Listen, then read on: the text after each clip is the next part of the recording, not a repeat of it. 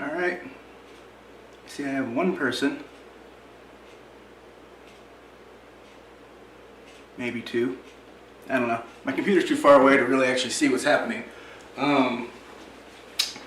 So tonight, I'm actually going to put together the gaming PC that I'm planning on using to eventually start doing live streams of gaming or whatnot.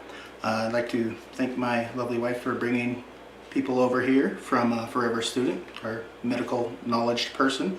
So, you know, end up cutting myself doing this. She can come save me. Maybe. You know, there's always an insurance money. Anyways, these are all the parts that I'm going to be putting in here. The motherboard, MSI. I've always liked MSI. I've got a good laptop over there. I'm not really going to be able to tell you everything that I have because I don't really know. You can see my i7 putting in a bunch of quiet fans because that was a big problem I had on my last computer. Was it was just loud, and instead of going with a radiated cooler, I'm going to put in a tower fan on the inside and see if that does any better. I've found that I've seen a lot of research that says that the radiator versus a good tower doesn't really, a couple degrees difference, so I'm going to go with that because I've had issues with the radiators before where they started leaking and actually killed a graphics card. And I'll be pulling the 1080 Ti's that I had in my old rig and putting them over there for SLI. And I got two 1 terabyte NVMe drives, and I'm going to try, instead of doing the thermal compound that you put, paste that you put on there, this is a little pad that you put between the CPU and the cooler, and according to the tests and whatnot that I've seen, it is pretty much just the same and a whole lot easier to put on. If you've ever worked with thermal compound, it sucks. Anyways, let me go ahead and clear this out. I started, I did a little pre-building, sort of, not much. I got stuff out of boxes, and I got some of the parts pre-assembled so that it'll be easier to go along, because, you know, putting dampeners on fans is probably not something people want to just sit there, hang around and watch, because that's kind of boring. Alright. And the one thing that I did not pull out was I do have a 850 watt Thermaltake what is the highest light? It's one of the better ones, the higher end ones as far as energy consumption and not, you know, costing a ton of money to run. The case that I got is actually pretty nice. The panels for it are actually soundproof to go onto that problem I had with the super loudness of the last computer. I don't really care for the lighting and stuff. I prefer to be able to see my screen. I don't really need to see all the lights that are happening. I don't quite understand why people are so into that, but to each their own, right?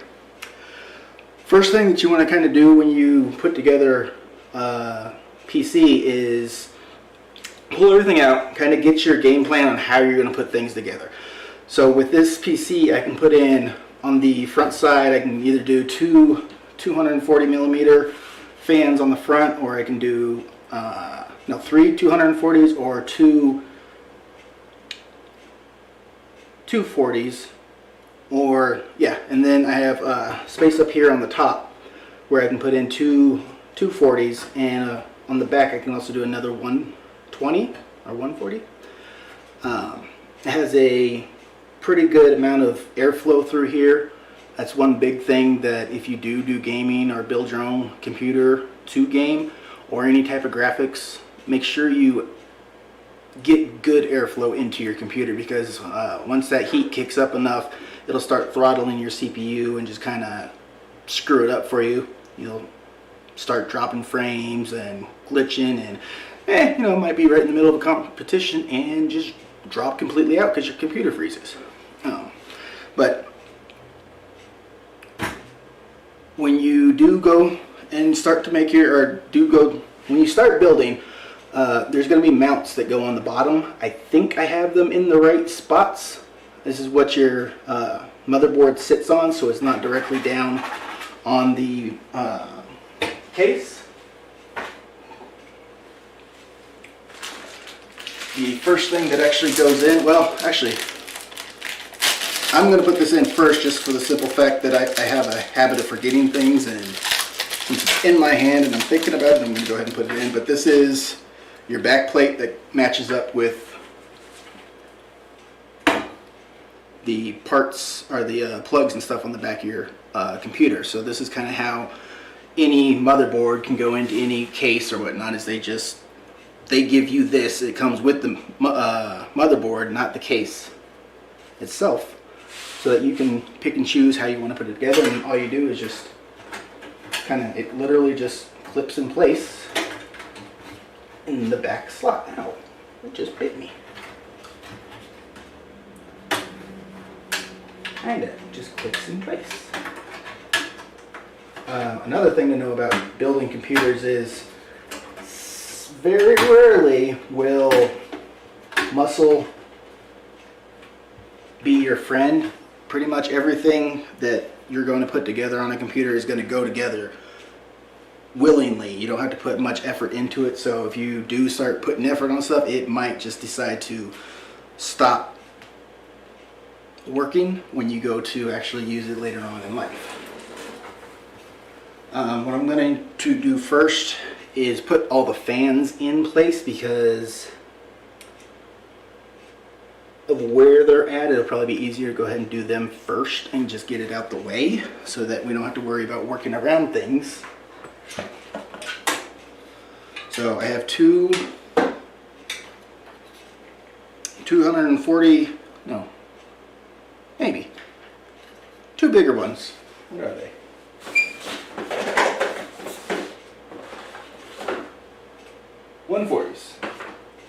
Two 140s that I'm going to put on the top to take all the air, the hot air that's in the computer, and just take it straight out the top of the case.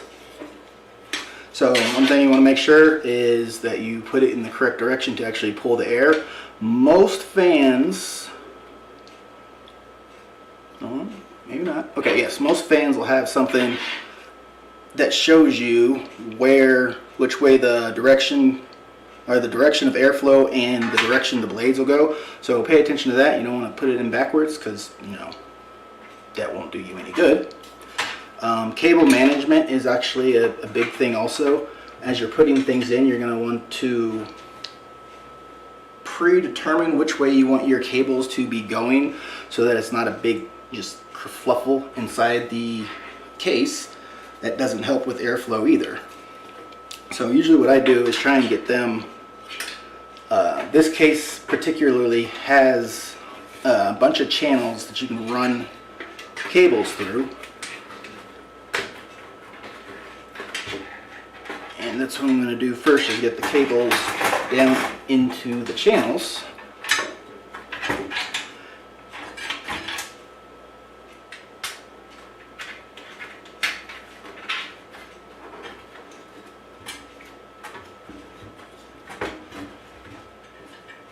And then get it right in there. Flip this around a little bit. So I can get to the screws on the top. If you guys do any chatting, somebody might have to yell at me to look up or even what it says. Thank you, Miss Dame.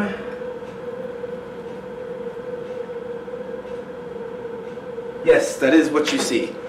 RAM, NV, I think you said NVMe, and the core.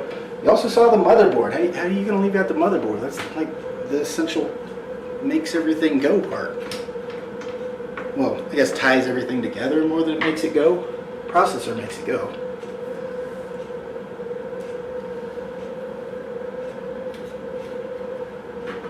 When you are putting on fans, don't tighten them down all the way until you have them completely in place.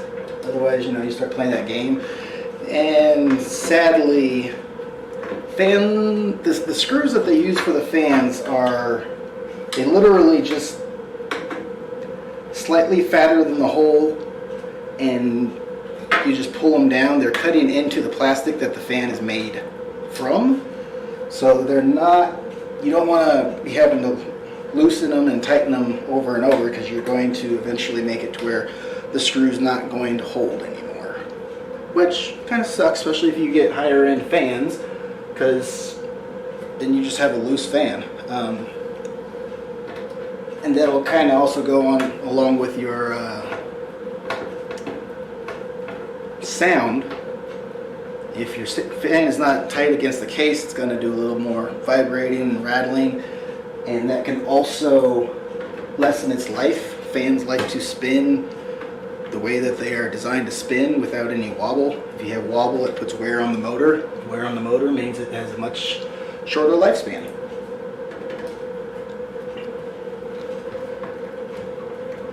One thing I don't really care for when it comes to computers and their build is the fact that I can't use power tools. Well, you can use power tools, but you need you should use more specific ones that have very little torque to them, very little speed to them, just enough to keep you from having to actually do the manual labor of twisting all the screws in. I have carpal tunnel, so it sucks having to actually do this by hand, because even though I asked for that particular type of drill for Christmas, nobody got it for me.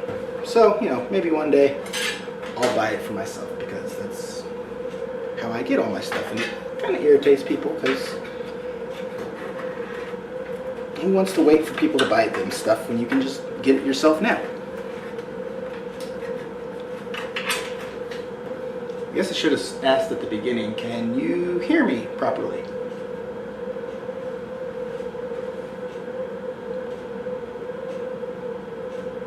Or am I just talking to myself this entire time?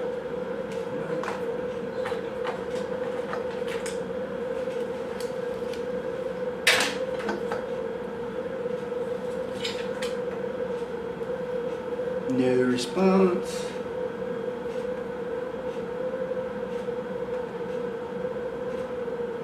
Yeah, it says it's going, so I'm assuming that it's going. You guys may have done what I do and just kind of turn it on and go do other things with whatever is happening just in the background. So this fan is also going to go on so that it is pushing air out the back.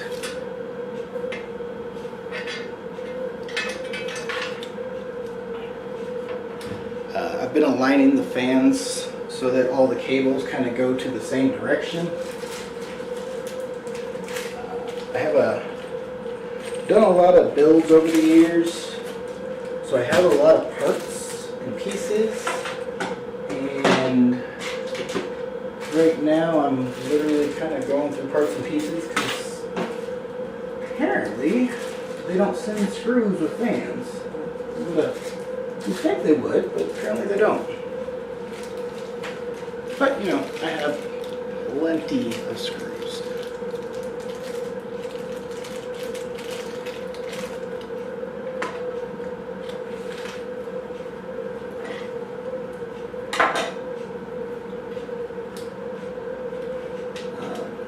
One thing I did not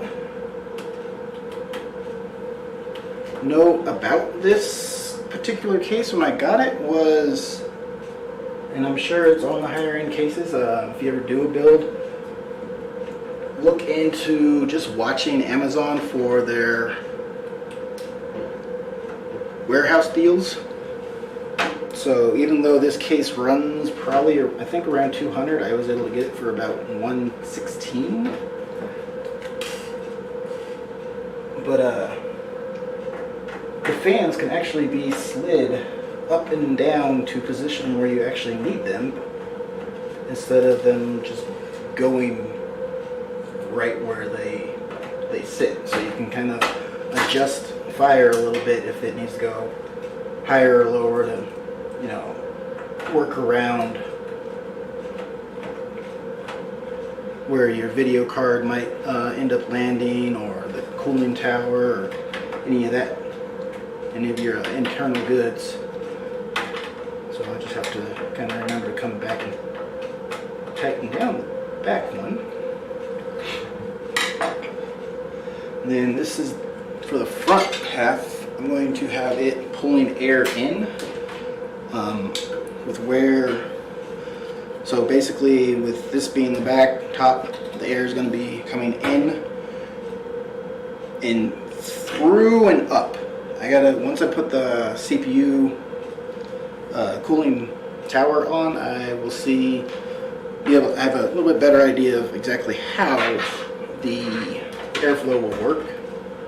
I'm hoping my thought process and how to do it is going to work, because I didn't do any pre-con of how I was going to put this together. I literally just went, alright, I'm ready to put this together. Babe, let your people know, which, you know, love her, but she kind of forgot to tell everybody, and thankfully Dame stuck along. So at least I got one new person to come watch my stream.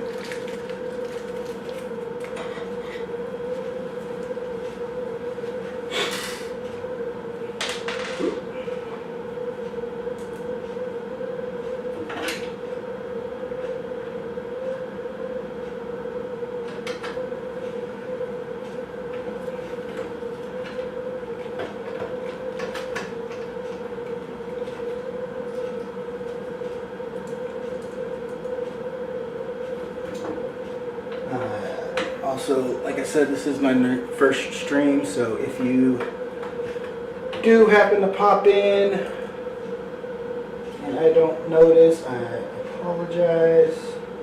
Not that you would hear that, because you're not here. I'm gonna have to one day learn how to do the small talk thing, because yeah, it's not really something I'm the best at. But this will probably be the longest stream that I'll have that actually goes with me talking a lot, because, you know, I plan on playing games or doing graphics editing and not talking. So it'll actually be something happening on screen instead of just watching me put stuff together silently. You know, that's super fun.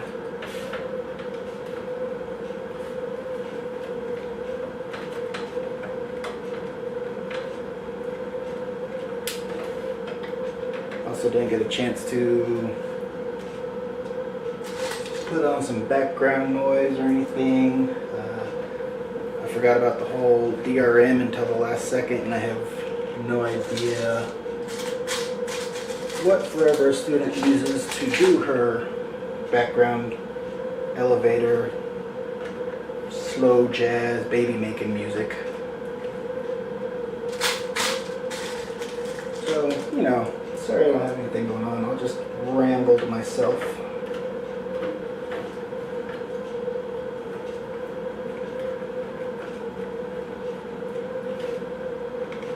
Another thing that I like about this case is it actually has a ton of air filters to keep the 4 dogs worth of hair, I mean there's dust too, but mainly hair, from going inside the case. My previous build had that too, and compared to back in the day when there was no type of air filters put on computer cases, I could go months on end without actually having to go in and dust. Because if you're not familiar with computers, dust will also kill your performance. Essentially, when the dust gets on your components, it can't cool. It's like a miniature blanket, a dirty blanket. For anybody that's familiar with the Peanuts, a Linus blanket.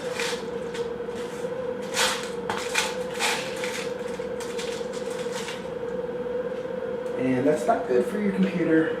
You want it to be as cool as possible, as reasonably possible,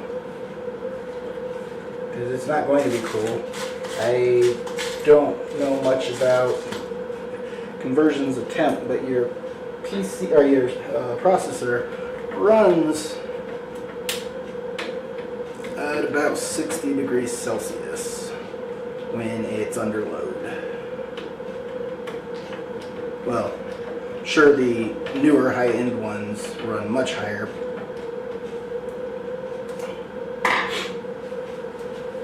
Alright, all the fans are in. I took all their cabling and ran them to the back for right now. These cables right here go to the front end where you have like your USB plugs and your audio and that type of stuff, and they'll be put on, well, we'll get those put on once we get the motherboard in place. Alright, so now we're going to fit the motherboard in here.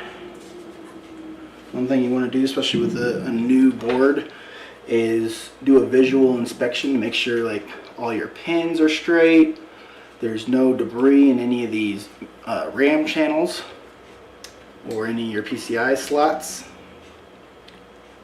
All your pins on the sides are straight, and don't forget to look at the back jacks and make sure all that stuff is good and straight.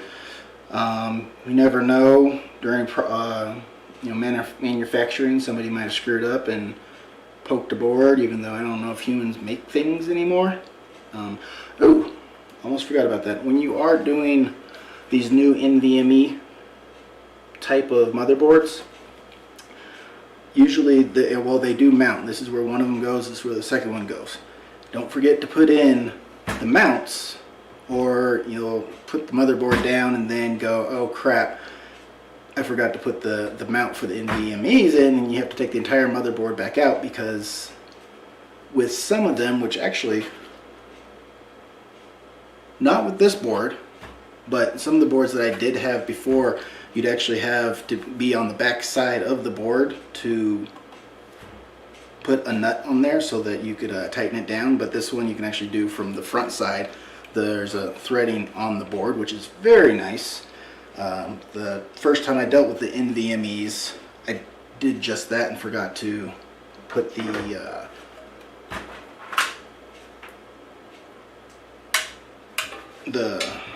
mounts in place before I did it. So we're going to look here and match up the, let's go this way. There's small holes throughout the motherboard that match up with these standoffs. So I have 1, 2, 1, 2, 3, 1, and then 2, 3, and then another set of 1, 2, 3. Another good one to also think about before I get too deep into this. Some of these newer boards that don't come with cooling devices, you actually have to mount the cooling device to the board. So right there, there's nothing around where the CPU goes, just 4 big holes. So I actually have to pull out all the stuff for the CPU and mount them on the back of the board.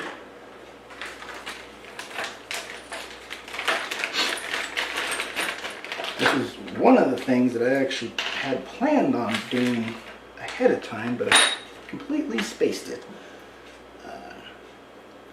Part of it is already done because, like I said, if you watch the Watch for Amazon warehouse deals, I had up this same board. The first one they sent me, there was actually a bent pin on the back posts back here. No, right here. One of these pins was bent.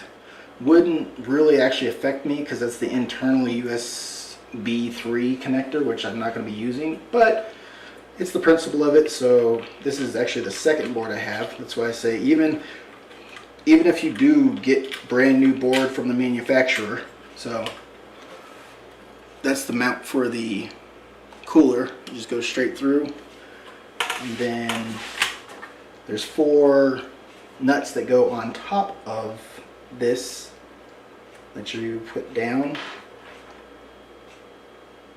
Make sure you follow the instructions also. That's a big one. I'm learning that one the hard way with a lot of stuff, and if you read the instructions first on how to do things, even if you know how to do them, you'll find little caveats in those instructions that you probably didn't think of the first time, and you'll end up having to do it 2 or 3 times. Be lazy, read the instructions so you only have to do it once. Alright, now that that's on, basically the motherboard will go. Okay, so this thing is the whole graphics card's up. Oh, it's in the way.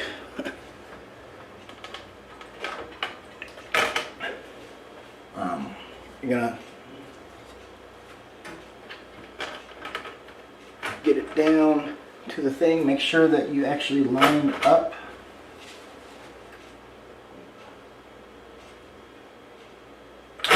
Interesting. Huh. Okay.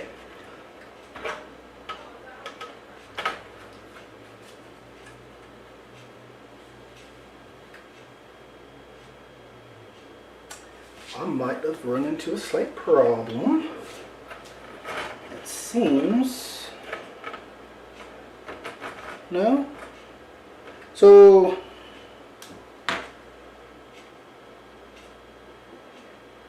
that's new. Never ran into that problem before. Well, maybe it's not a problem. It might be a design thing. Basically, there's a design thing that I missed. So this thing here, usually it goes all the way on the outside of the thing, but I think that's another type of motherboard. The particular board I have, the whole thing ends on the end of the motherboard, and it doesn't stick out, which I'm assuming there's other ones, or maybe smaller motherboard versions that come further back here, or this is just kind of designed to have the cables and stuff a little bit further back instead of, protruding out off the back of your case. So I'm going to put this back in where it actually goes.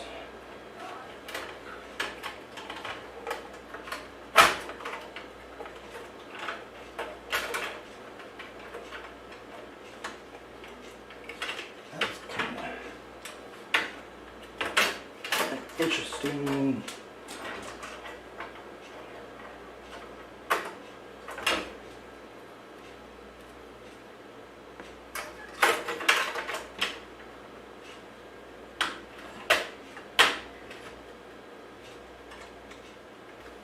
Okay. Kind of difficult to put it on because it doesn't have like 4 places for it to sit. It's just the top and bottom spot for it to clip in at. And I can't get it to stop where it needs to go. Alright. Back to mounting. Alright. Like I said, no pressure when you put things in place. The holes all line up perfectly to the mounts. This is where you will mount. Put in your screws on the motherboard. Make sure you keep track of them. You don't want to drop one and then forget about it. Start up your PC and fry something because it just happens to be in that one spot where it's touching 2 metal pieces. I like to start with the middle one. Well, the middle ones, so that the rest of them are lined up. Because, hopefully the middle holes will line up the outside ones, and you don't have to worry about there being a slight cant in either direction.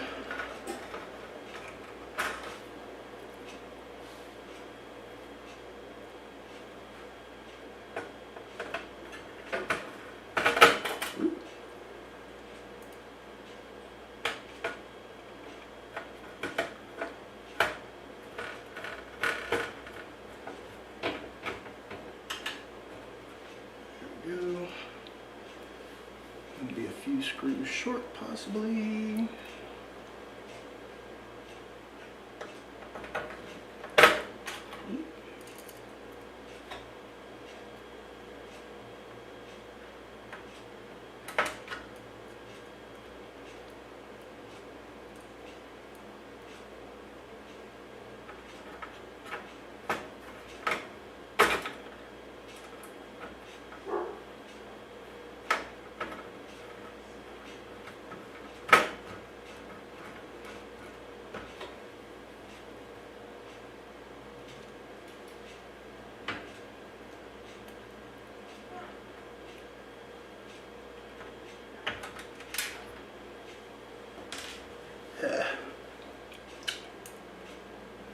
One thing that does suck about getting in some of these screws is actually getting into where the screws go.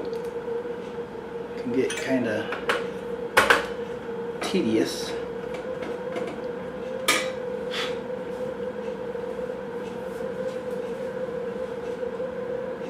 Find 3 more screws. 2 more screws.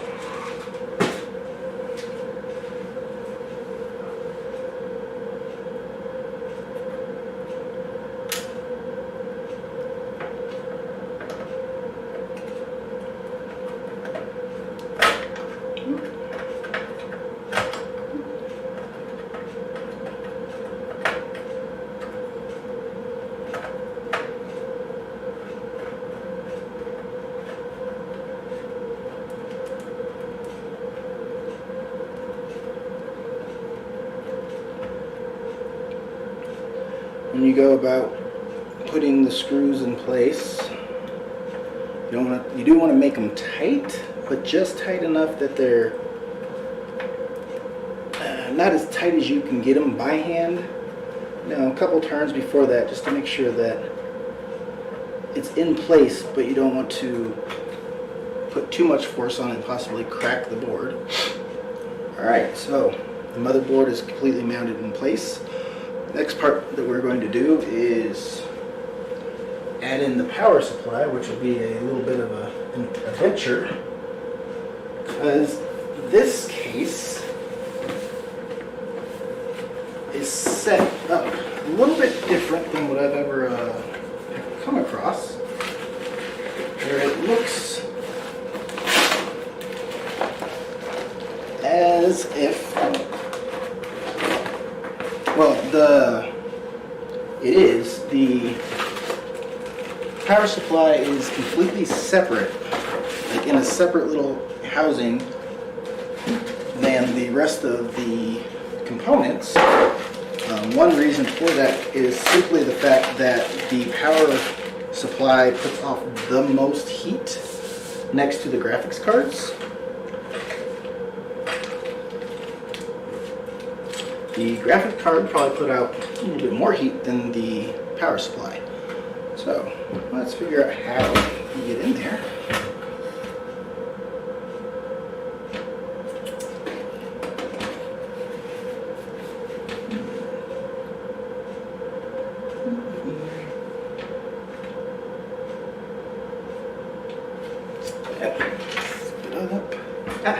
Maybe.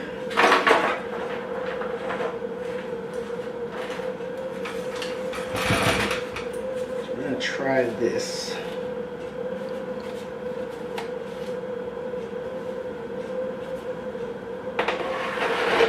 Haha, voila.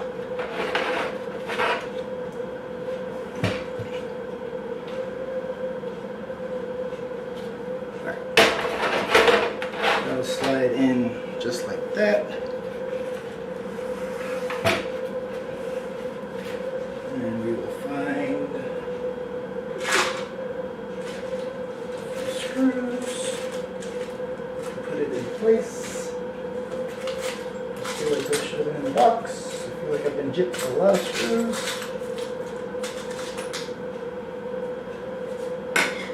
Alright, let's see.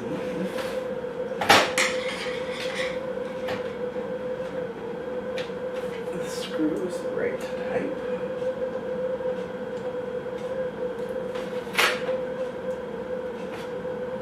Looks like it. There's one.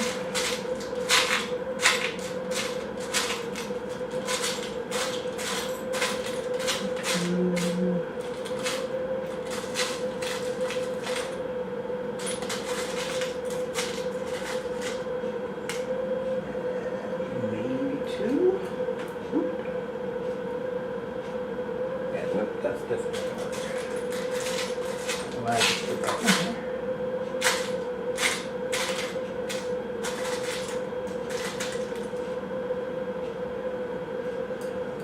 Maybe. There's two. I have a hodgepodge of different screws in here.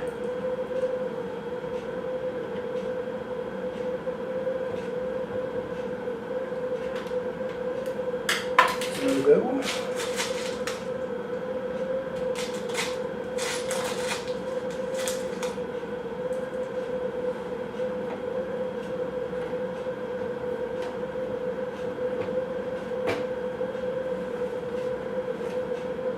No go?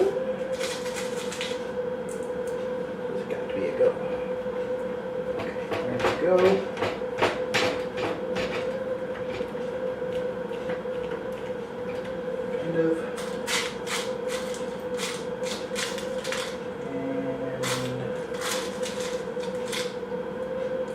Last one.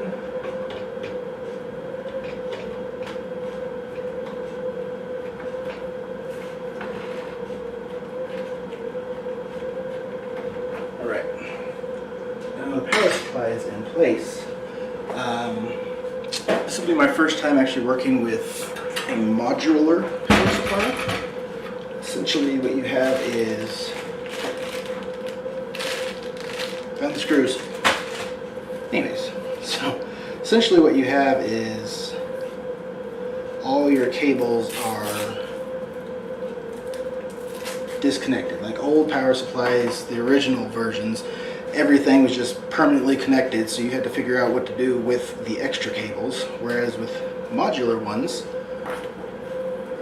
you pick what you actually need. So this is going to be the one that goes to the motherboard. This one, if I'm not mistaken, actually goes to the motherboard also. It's the additional power supply to the processor so that it can have a more steady voltage. This is another one of the same thing. I don't know if I'll need that, so we'll put it to the side.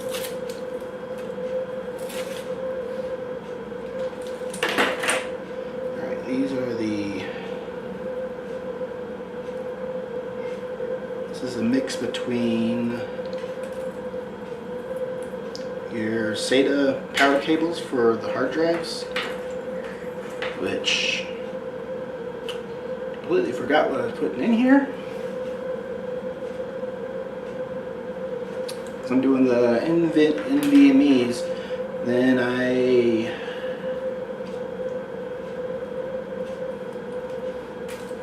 don't remember what I was putting in besides that, because it isn't really a big deal to me.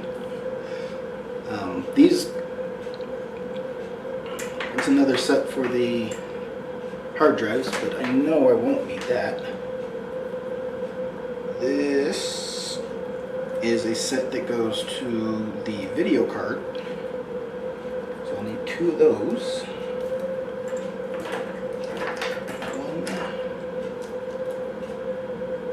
Haha, old school.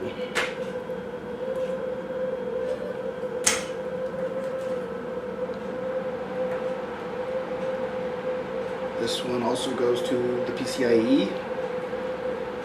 It's actually a double, so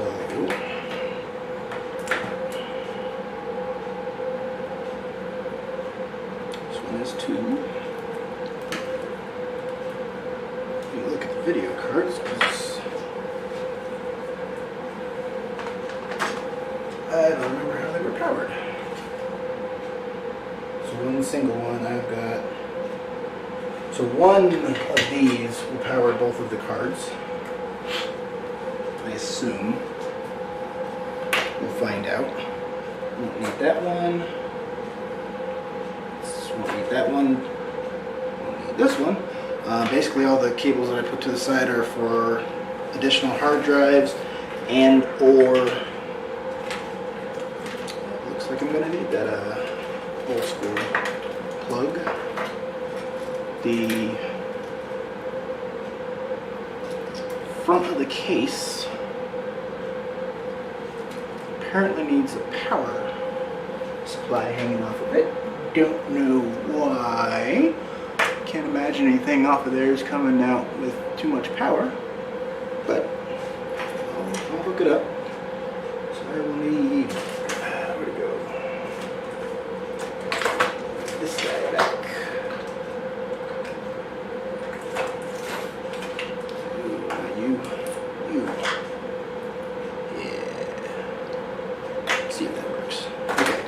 So now what I'm going to do is,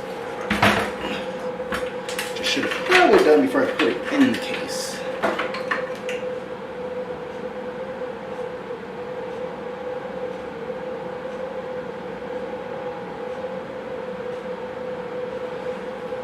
Y'all, so I'm gonna pull the power supply out again.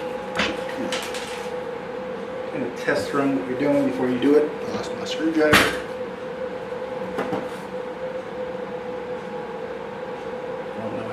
Screwdriver. I haven't gone anywhere, but I lost my screwdriver. It might. No. This one doesn't light up. Like I said towards the beginning, I don't really care for the whole RGB thing. And the lights, I literally, on one of my last cases, I put electrical tape over it to block the lights because I would rather it be like pitch black dark, so where it's just me and the screen and not all these extra lights and stuff. Like seriously, I lost my screwdriver.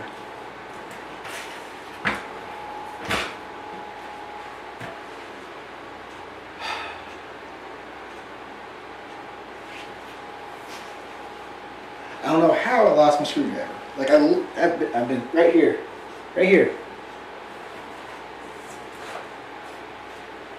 Ah, there it is.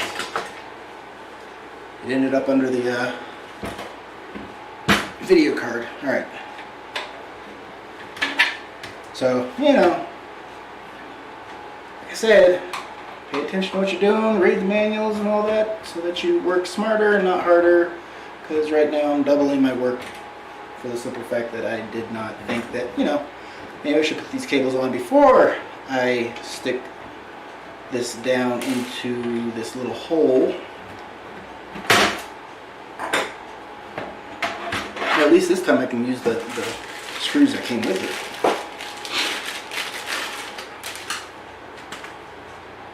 Even came with zip ties. How about that?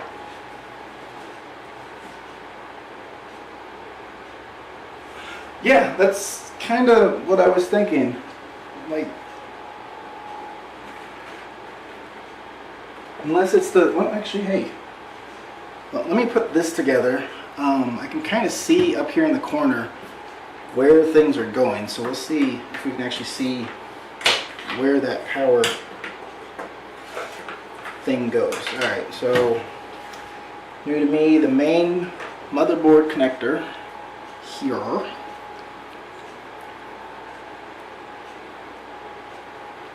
goes in this top one. One thing about power connectors when it comes to a build, they only go in one way. If you're putting too much effort into it, then you are trying to break something. Well, essentially you are going to break something if you're putting too much effort into it.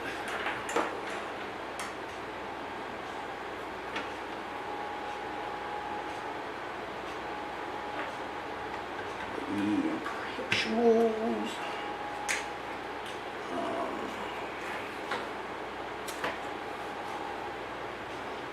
one. Where's my one CPU? This is the one that's going to the CPU. And according to this, it goes here. And my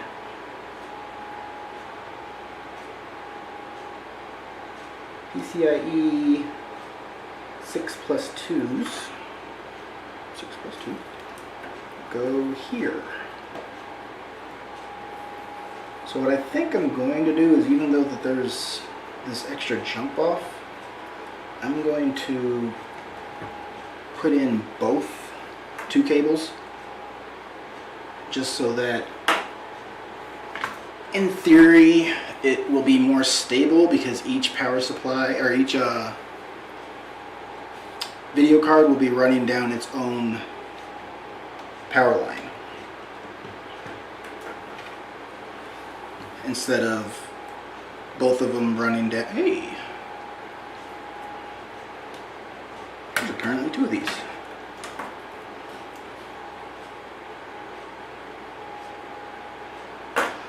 So they're not both running down the same line. Thus, if one of them needs to pull more, it won't be pulling more of the power off away from that other card. If you're any familiar with how the graphics cards work, which I'm not actually too familiar, they have if you're running multiples, one of them handles more of a process, the physics processes than the other one does. So I would assume that one probably is going to be pulling more power. And if I'm running both of the GPUs down the same wire, I could see that kind of spiking the continuous flow that the power supplies are expecting to have, which can again affect your frame rates and performance, because when that voltage drops, whatever is controlling that voltage is going to throttle down to make up for the lost power. And I'm sure devices are smart enough these days to go, well, I throttled up all the way twice and lost all my power, or well, lost some of it. I'm just going to stay at this level from now on and not actually go back to full power, even though the line voltage has normalized. Alright. Now, the fun part of all this is going to start happening. Basically, what we need to do is get all this over there, over here, and make it look nice at the same time. So I'll kind of tip the computer back and forth, or the tower back and forth, so you can see what I'm doing. I'm a little bit OCD, so I'm going to be very particular about how these cables are run. On my other rigs, there's as little cable showing on the outside, on the motherboard side, as possible. That's another thing that I kind of like about this setup is, even here, like it actually has slots for you to put SSD card drives on this side instead of putting them on the other side. Your hard drives actually, I think, only mount from this side, which is kind of weird or annoying. Either way, but minimizes the cabling on your other side, where if you did have a case where you were featuring the RGBs and whatnot, you don't have all those cables, even though now there's cables that have lighting on them, which, I mean, not knocking anybody. If you like it, you like it. I don't, so I'm not going to judge you or the next. Alright, so feeding through the main power supply. When you actually look at these connectors, some of them are squared, some of them are rounded on the corners. Usually there's a little clip that will line up with the place that it's going to clip on the opposite side.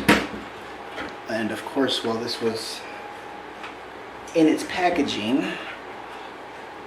it was bent the other way. So I have a little bit of fighting to get it to bend back the correct way. Alright. Now that one's on. Next one we're going to pull through. Well, let's do these so we can get them out the way. Those are the 3 fans. This is for the USB 3 front ports.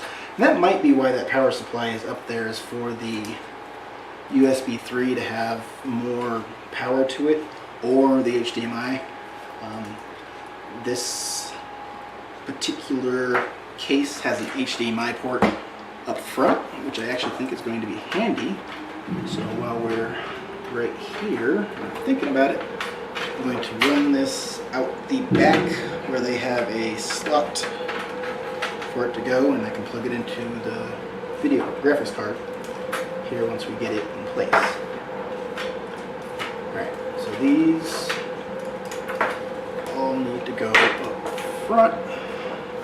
I like this cable management thing, but it is also kind of annoying.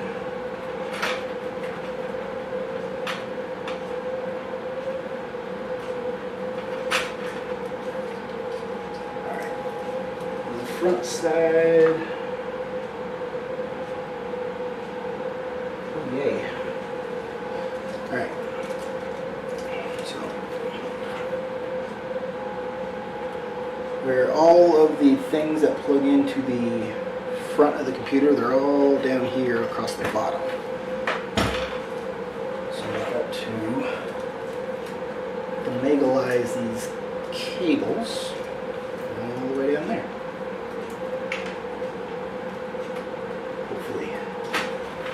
I prefer to try and keep all the cables on the back side if I can, instead of running them through the front, just because of the airflow that they inhibit. Not very much. This is more that the airflow thing in cables is, I won't say it's less of a problem now, it's less of a worry, due to the fact that nowadays they're only this big compared to back in the day when they were the big thick ribbons that would just block everything in their path. Alright, so these cables that are coming off the front, like this one here is the HD audio for the headphone jack up front, and it looks like it probably goes up under this hard drive holding device, which is on more than finger tight, kind of annoying.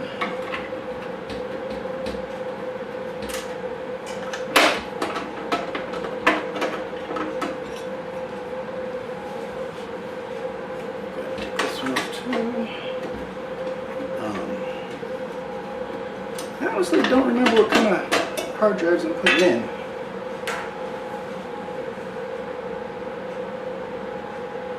Haha. Great minds think alike. Keep it on the back, keep it out of sight. Why are you so dusty? Alright. So on here, it says J audio, which I would assume translates into jack audio. And I can actually move where I fed this through back one hole. Maybe. Yeah, there we go. One other thing that you can look for when you are plugging in some of these cables that come off the front panel is, again, you can match them up where this has a missing pin or a blocked off pin, and when you look at the jack down there, you'll see that one matching, corresponding, or however you want to word that, pin. And it will slide right on. Bam, done. Now we have the power switch. This is the USB 3 front panel ones, which are way over here. So you get to go back, buddy. So I have a power, but I don't see a reset yet. When you, up here is where the jack is. Well, this set right here is where the power and reset and HHD light or hard drive lights go. And it's really small writing that'll tell you what's going where. And the speaker, where did my speaker go? I'm thinking about the speaker. As most people probably don't think that a lot of non-computer type people probably don't think that the speaker has any real meaning nowadays, because, you know, it was an old thing. They actually do provide diagnostics for the computer, so when you turn it on and nothing happens, you have the speaker plugged in so that it can beep at you and tell you what is the problem. That's how I figured out that the water cooler killed one of my GPUs, is it wouldn't boot up. No screen, no post, no anything like that. All I just got was beep, beep, beep. Got on the internet, looked it up. It was a VGA problem. Pulled out the graphics card and it would boot. And of course, you know, the simplistic fact that you could see the water, like how it ran through the dust on there, will tell you that you had water leakage. A quick way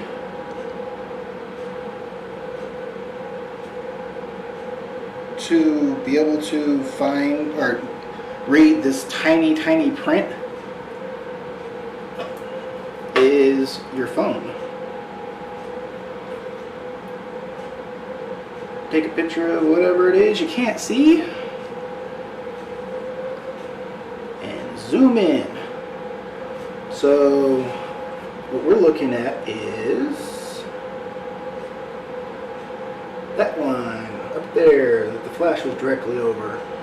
But the power switch goes to the back set of the pins on the far right. The power LED goes on the left. The hard drive goes on the left, and the reset will go in the corner. So actually, let me take another photo without such bright light.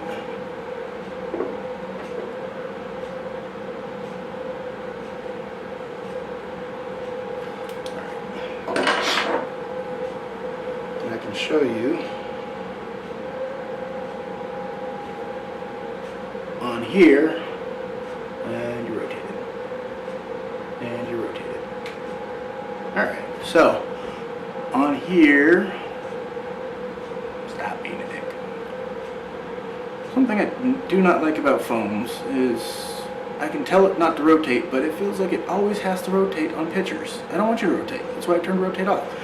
Either way, here's where all the pins are that I'll be plugging into, and right over here is the layout of how they match up onto the board. It's kind of annoying. I don't know why more manufacturers don't have these little things. I've only had them actually on one board where it tells you nice and easily and pretty which goes where. You put all the little pins onto this thing, and then it just plugs right onto the motherboard, nice and easy and simple. Yes, the name thief has arrived. This is my brother, and he, as you might know, I am a military veteran. He is my brother from the military. I've known him for, shit, how long have we known each other? 2002, so almost 20, god damn, you're old, 20 years almost? Anyways, he decided to show up. Thank you for showing up. Welcome.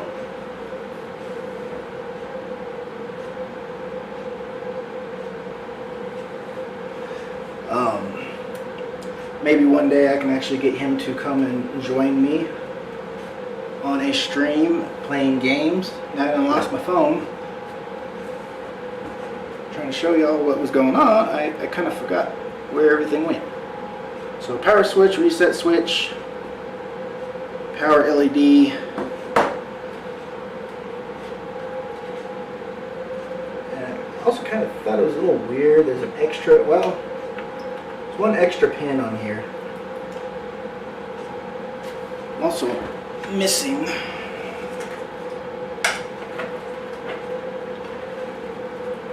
oh no, there's another one. Oh, that's this one.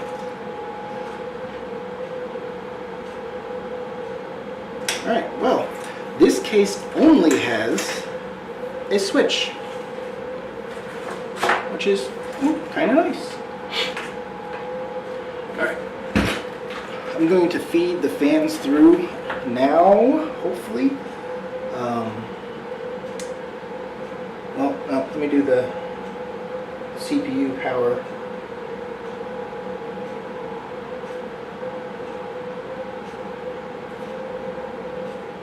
It's a 4 and 2. Alright, so CPU power.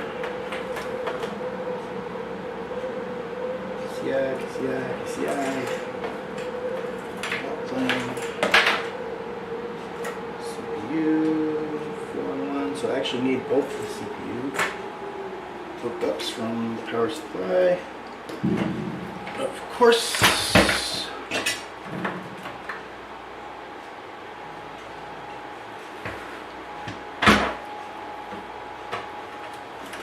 See?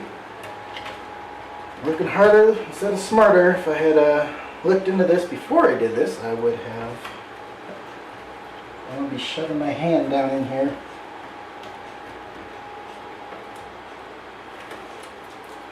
Shoving the wrong end down here.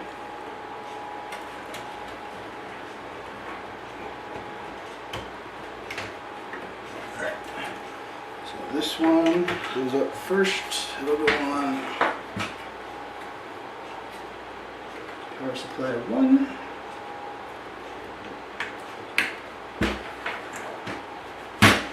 And then the second one, I see you guys over there talking, give me a second. It only takes 4, so we'll split it in half.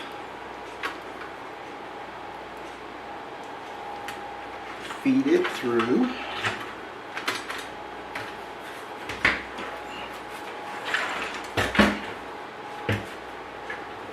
And get it out of the fan.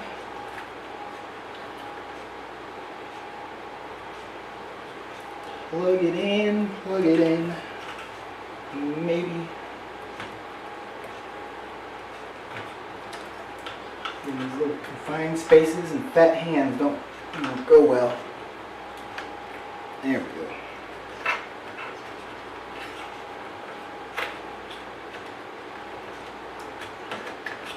Alright, check in with you guys real quick.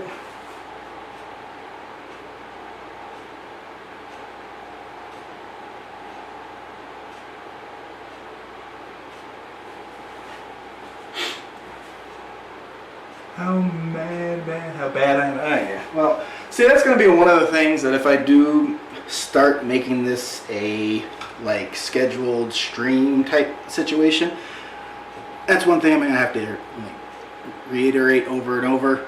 I suck at games. I'm an average player. I don't get deep into how to do this, how to do that, and this and the other, and blah, blah, blah, blah, blah, because I just want to have fun and enjoy the game. So, Shadow is just like Shadow. He's shadowing me like he did my name. Yes, I'm still bitter over that. And it's been 5 years now. Anyways, we just play to have fun. I'm not a competitive person. You will not see me on any of the battle royales. You might see Shadow. I can't even call you Shadow Junior. You're taller than me. You're older than me. Shadow. Oh, there's the speaker. Almost forgot about the speaker again. He does that stuff. He's gotten me into play those a couple of times, so I'll get on them here and there. I don't care for them. Another one of our one of my buddies from my job that I was at here, he does a ton of that. I can't think of his name off the top of my head, but he got me to play a couple of the Fortnite. No, it wasn't Fortnite. Maybe it was Fortnite.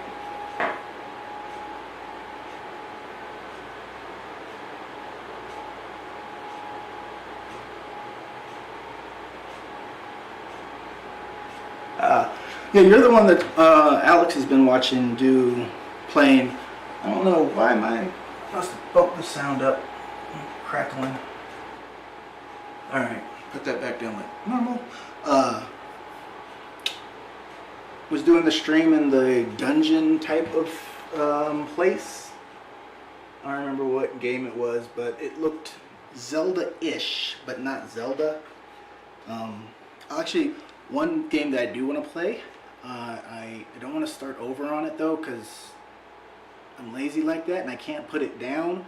But now I can hopefully play it. Is if you have Android, I'm sure it's on iOS too. If you like, which I know you like Zelda, because Gabs does Zelda. Shout out to Gabs, second game playing streamer that I've ever watched. The first one would be Marco Player, and Gray still plays Markiplier. I've never been able to say his name right. So the three people I've ever watched play games: Markiplier, Gray still plays, and Gabs.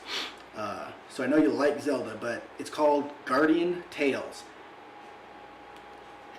Almost on point, old school Zelda. I have not played anything past Ocarina of Time. I might actually go through and do that too. The games I do want to play, I would like to do Metal Gear 1 through 5. I've started playing 5. I don't like 5. Shadow played it with me, and he hasn't played the previous ones, but I know if he'd go back, I loved 1 and 2. Like literally both those brought me into tears. The storyline was just so awesome. But 5 it was good, and then they kicked what's his name off the project and took his whole series from him, and now it's just like literally the second half of it is the same exact missions from the front of the game, but with different challenges, but literally the same exact commentary, everything, and I couldn't do it. So I might turn around and actually just watch somebody play that, but that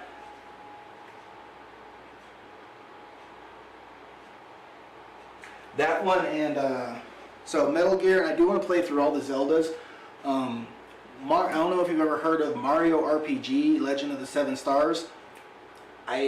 I'm going to play that one. I've played it 4 or 5 times. I've always gotten stuck at the same exact spot where there's a wall and you have to get past the wall, and I have no idea how to get past the wall.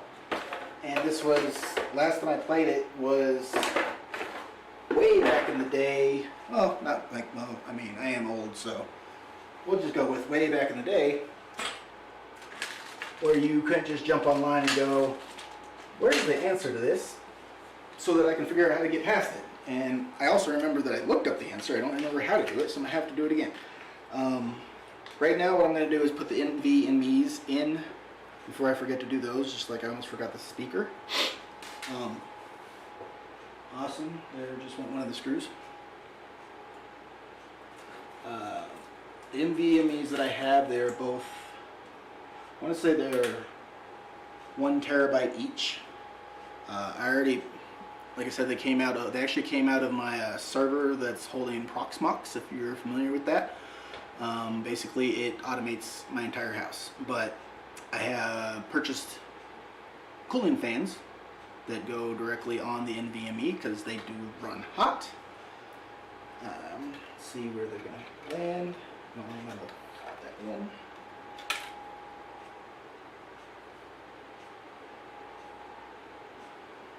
I really don't. I love the NVMe technology. I don't like installing them. These little screws are very annoying. They are hard to get in place. And in this case, it's a double mount, so on top of getting that little one in there, I have to turn around and get the even tinier screw off the top, which in turn, I have to get that same stupid little tiny screw back in the stupid little tiny hole while the drive is pushing up.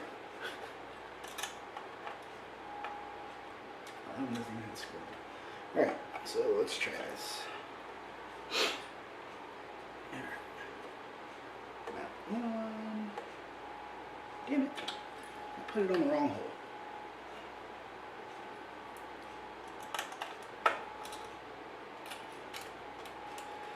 Check twice, work once. One day I'll learn this. It's gonna be a while. Shadow the Second, as a Miss Dame and student know already, my computer's like way over there, so I literally have to take my old blind ass over there to read messages. So feel free to talk amongst yourselves or talk about me, whatever.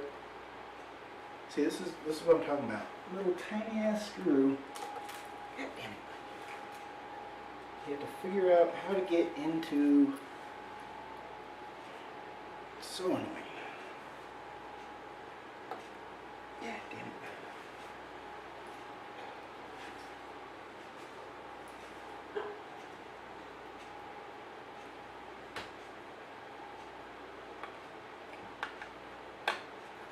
Yay, success. Successy.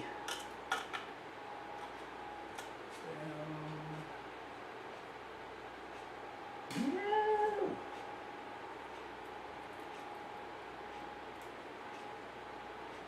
Well, I have to find the screw that fell. So of course it's not like an extra, because they only send you exactly what you need. Where'd my flashlight go? Flashlight, flashlight. Get it on.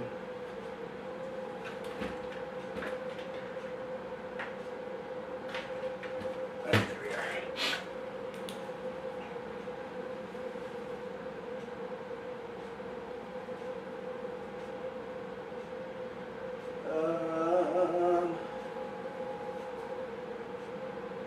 If I knew somebody was paying attention, I'd have them come out here and look for the screw for me, but they're not paying me any attention because we're just logged in.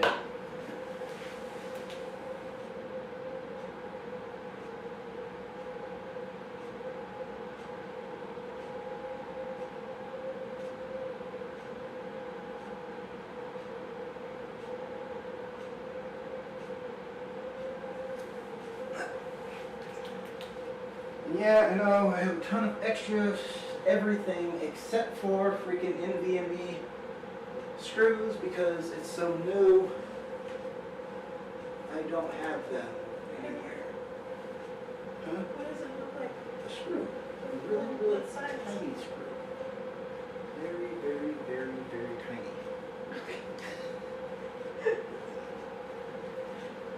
Let's see if possibly there's another one. I heard it go that way.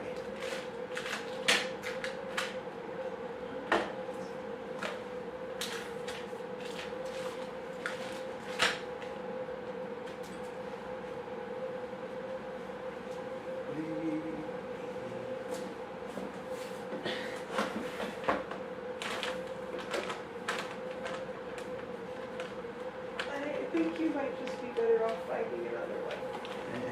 That's funny. That's funny.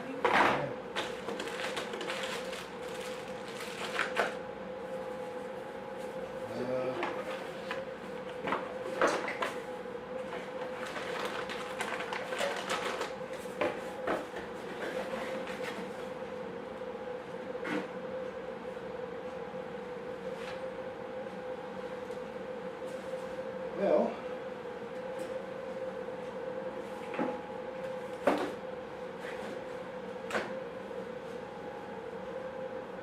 seems to be gone forever. And I had an extra one off the other motherboard, but I, of course, don't know where that went.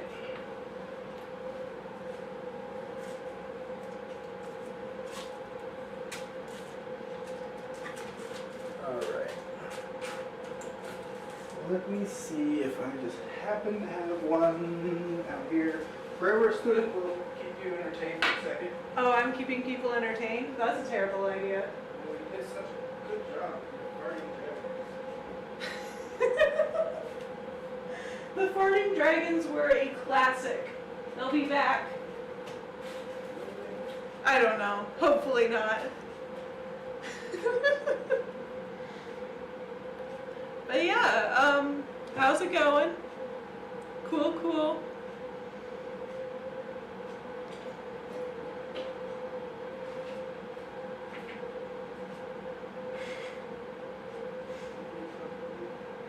Huh? Yeah, they're talking to me. He says you have a good lady over here. You have a good lady over here, is what Shadow says. Yeah, you know. Good. Alright, are you still looking?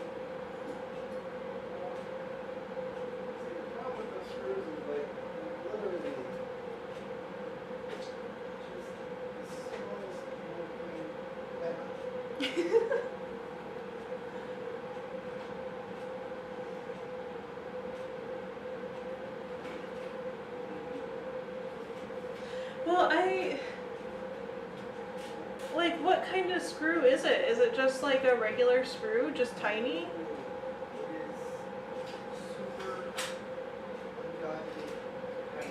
Super ungodly tiny? Yes. I'm literally going to take these apart and find one that has a screw in it. Okay. Have fun. Yeah, thanks. But no, yeah, those screws for the NVMEs, like I ordered extras and put them over yonder somewhere. And I don't know where it's at, but they're just so freaking small.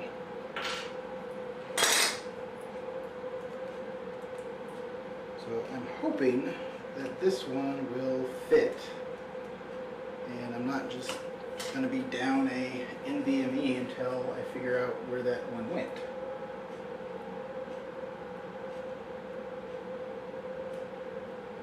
Alright, same size. Okay. Cannibalism. Works every time.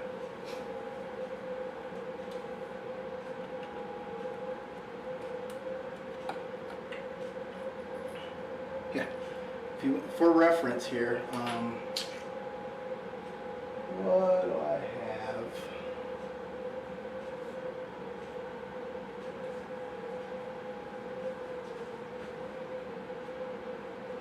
Of course, I don't have anything over here because I cleaned everything up. Well, the size of one of these type of screwdrivers, that's how tiny the screw is I lost on the ground somewhere. Sadly, I don't have any bananas for reference so that everybody knows exactly how small it is, but we'll go with screwdriver for reference, and now we'll figure out how we're going to get this one in. Oh,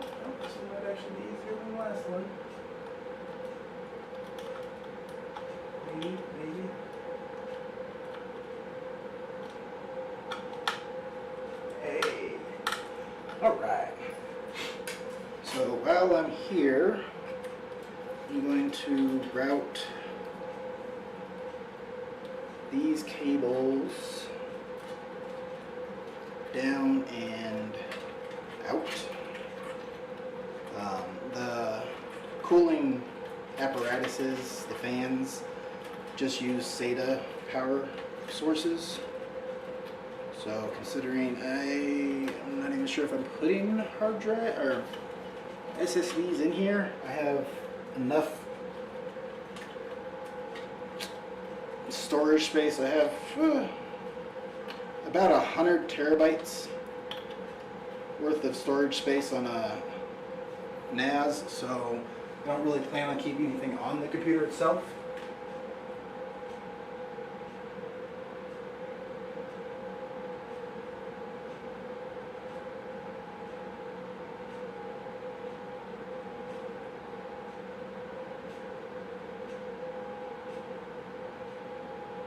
I'm reading, I'm catching up real quick.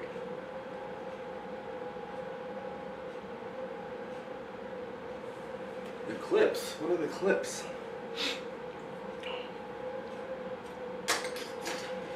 But yeah, I have enough network storage that I don't actually need to put a lot of storage on board. Huh. And the thing I just took apart to cannibalize has an even smaller screw to put it back together with. So I'm going to put it on there so I don't lose it too. Alright, now I'm going to throw the RAM on there, because usually once you start putting the CPU here, it makes it kind of a little bit more difficult to get to the RAM slots. So we're going to put them in first. Right now I'm only doing two 16 gig sticks. I will probably upgrade to full 32, but we'll see how the games run with this first. When you put them in, this board actually has a label on there that says where you put them. You're only doing two sticks. You put them where the motherboard tells you. So read your instructions, find out how. With everything being dual, well, with the way that the bandwidth works, these first two slots share the bandwidth, and then these two slots share the bandwidth. And if you only have two sticks and you separate them across two different channels, you get more bandwidth instead of sharing them across that one. At least that's my idea.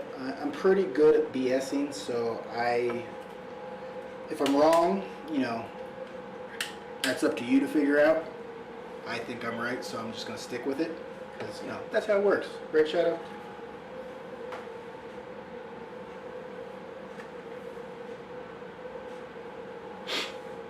Alright.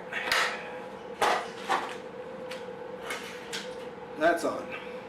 Now, the processor. I went with the i7 9th gen.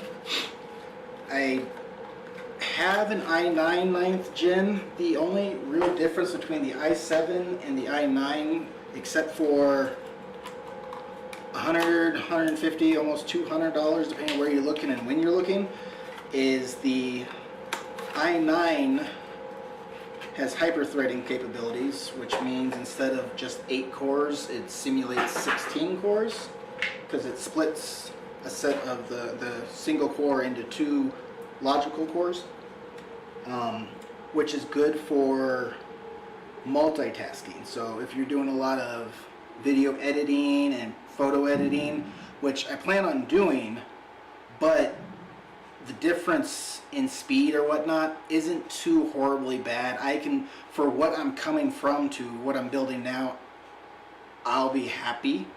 I put the i9 into the server that's holding the house because there's a lot of multi-threading going on. I have a Minecraft server going, a Blue Iris server going, Plex is going, Behind Plex, I'm running 3 things that automatically keep my library updated and going, so there's just a lot going on there. The home automation stuff is hanging off of that. Alright, so when you go to do your processor, they started putting nice little covers over them, kind of like it. Make sure everything's in place.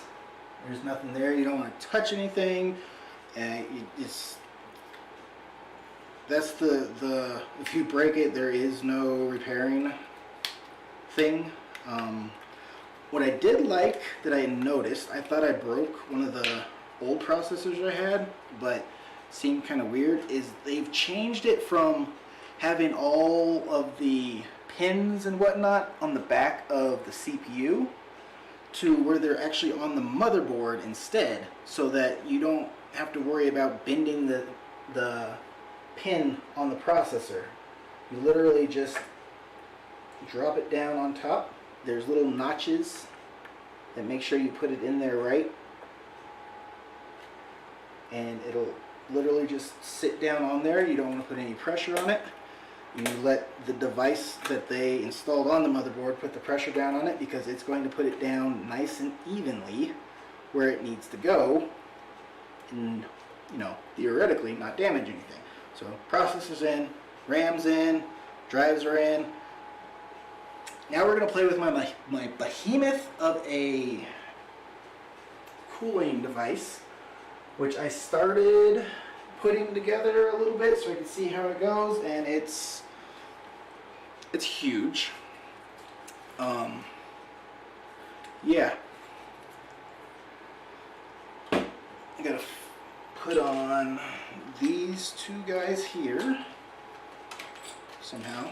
I don't know where the instructions are for my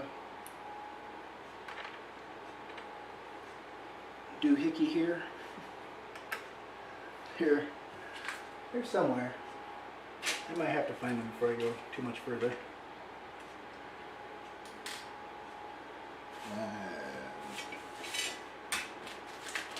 Might have to find the rest of the screws first.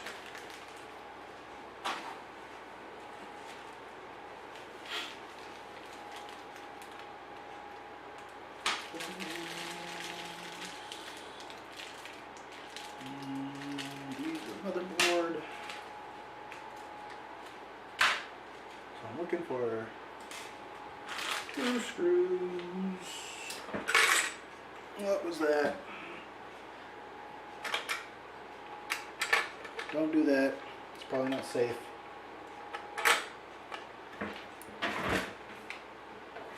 Oh. I guess before I get that behemoth put in there, I should probably go ahead and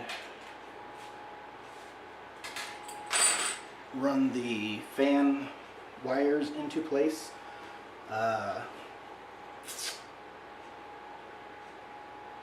This one has a bunch of fan headers, and it looks like all of them are pretty much up here,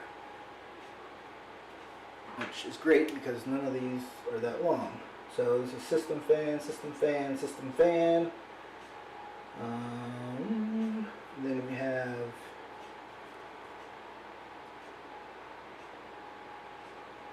system fan here. This is for the external pump if you do the water cooled stuff. And then this is the CPU fan and another system fan. So this one right here, I'm going to kind of tuck the wire back and away, out of sight, out of mind. Get it plugged into here. Maybe. There we go. There. Nice and tidy. These will get tidied up once I drop the graphics cards down on them. Well, you won't see them once I put the graphics cards down on them. Now these 2 fans. So I have 1, 2, 3, 4 more headers, and I have 2, 3, 4, 5 more fans. So what I'm going to do is run these 3 fans that are up front over here, and then I will split these fans. Make sure I'm not wrong with that. And I'm going to split these fans on a splitter, but I need this one for the processor. Oh, I'm going to have to put extensions on those 3 fans.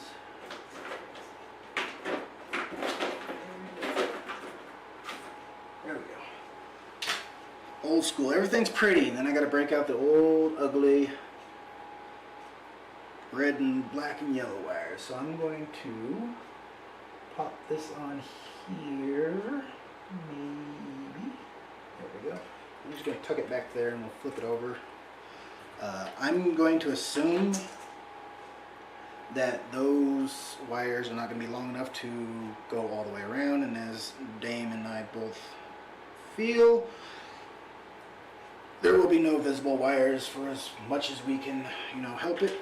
So I'm just going to put the extensions back there and we'll tuck them away out of sight, even if they would have reached, because wires suck.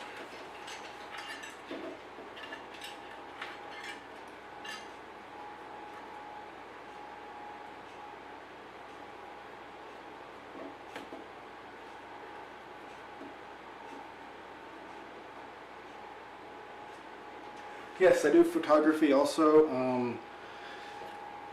I want to say it's the same Shadowed Creations for Facebook, and I do have some of my stuff posted there. I do landscape. That's primarily all I do. I've done humans. Well, I mean, I have 2 kids, so of course I've done humans, but I've taken photos of humans. I don't care for it because people suck. Literally, Forever and Shadow are the only 2 people that I really talk to on a continuous basis, because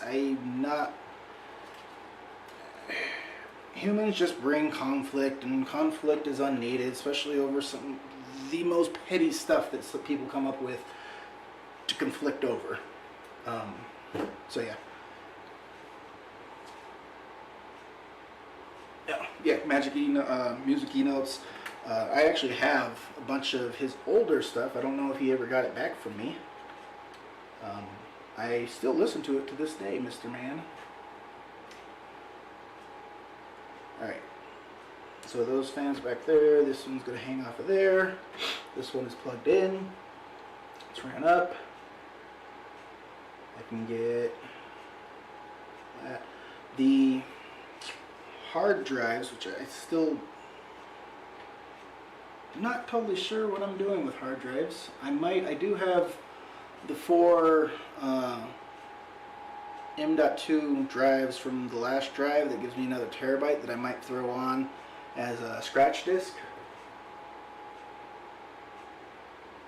Yes, sir. That's about the only reason I actually have extra space on my computer, is just to have it for scratch. But with NVMe, I shouldn't need it when it comes to doing the video and photo editing, because it's supposed to be super fast and whatnot. Alright, let's figure out how this guy mounts. This here behemoth goes on there. The mounting point of it goes right through the middle of this onto there, and I still have to find the 2 screws that go on top of here to hold the brackets in place.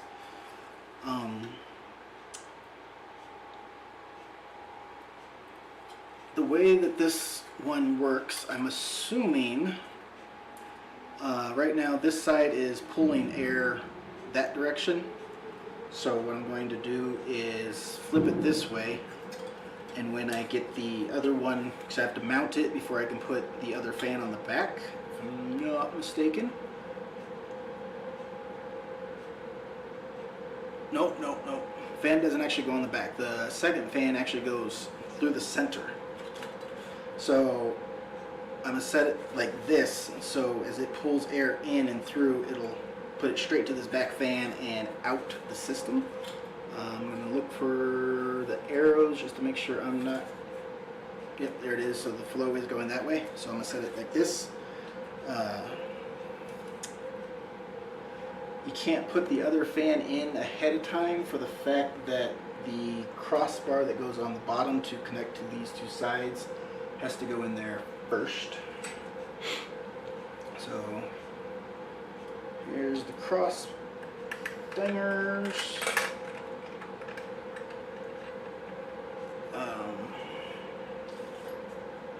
Two of the screws.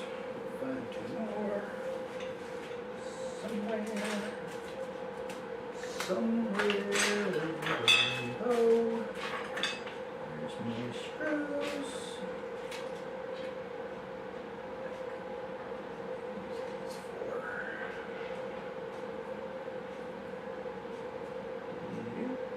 Maybe. Let's see.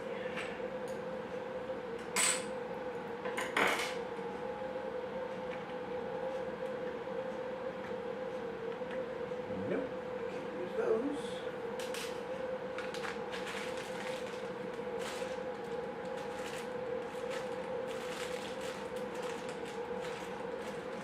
How about that? This motherboard comes with a fan extension cable. How nice of them. Whoop. There we go.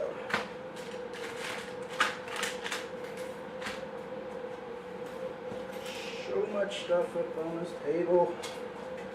In the way. All I need is two screws.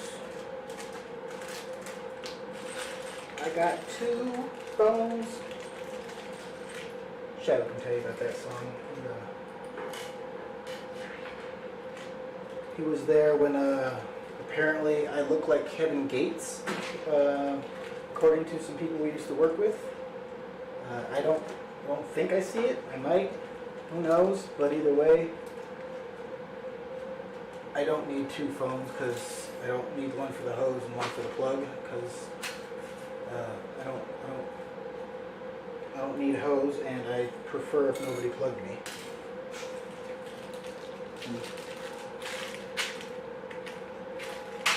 Goodness gracious. Come on.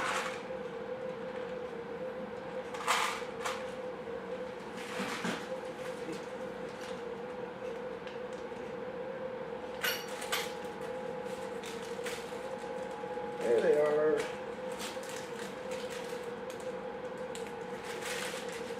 I threw the whole packet over on the table, or on my little side piece.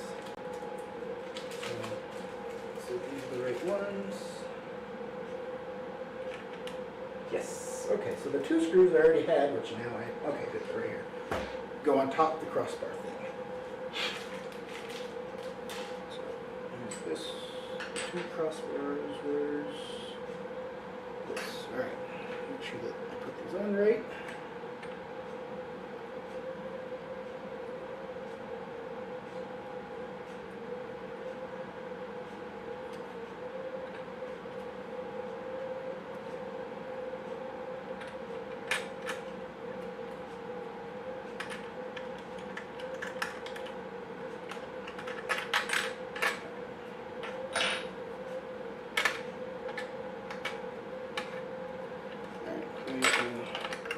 Dummy mount these first before I tighten them down because I don't know where my instructions are,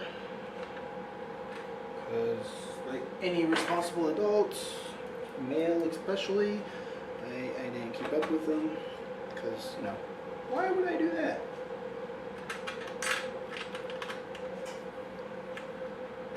Come on.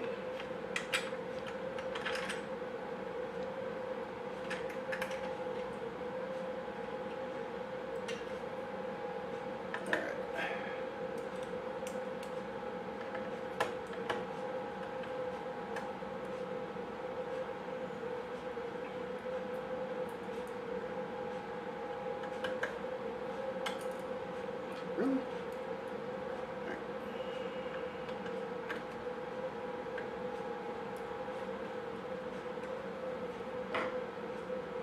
Crossbar will sit right here.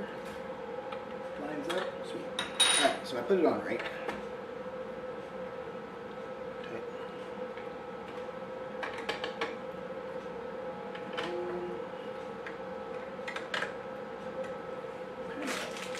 Curious. These things don't seem to actually be catching.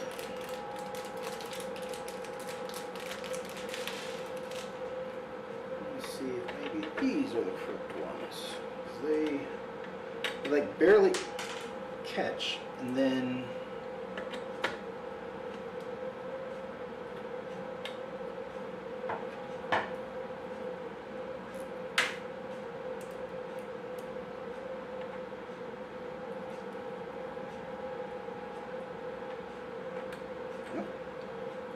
hey.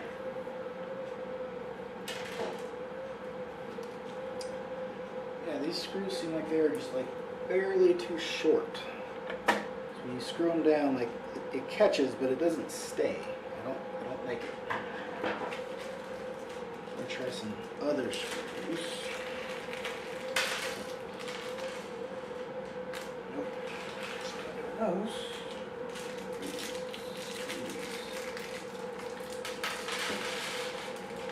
This is why I don't throw away screws, because eventually you might need some.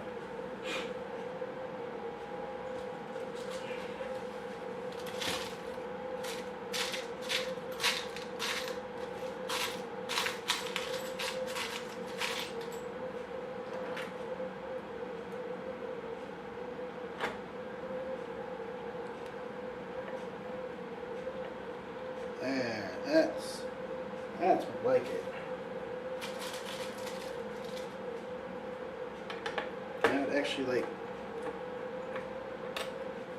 goes down into the base and tightens.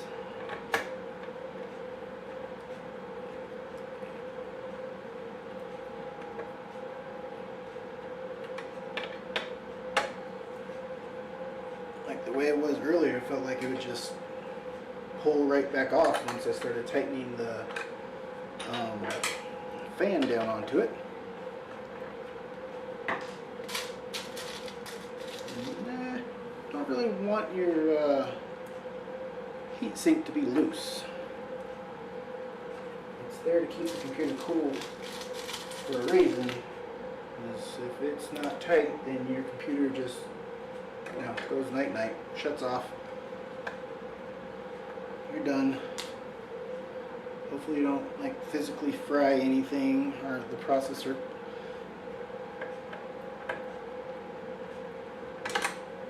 Alright, wire the Costco.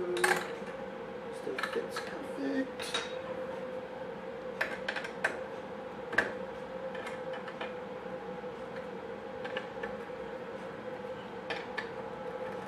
Alright. Now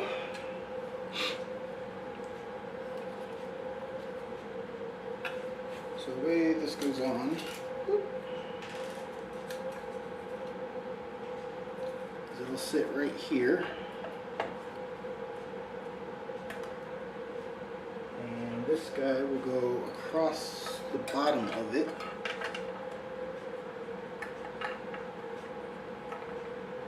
Like so.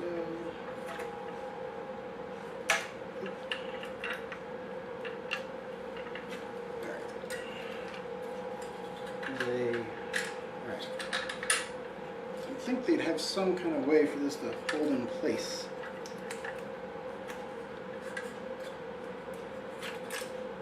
More securely when you put it down.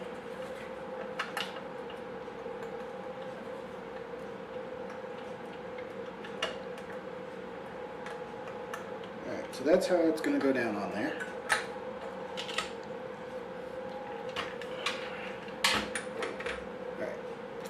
We're going to take the, so they have graphene heat transfer pads.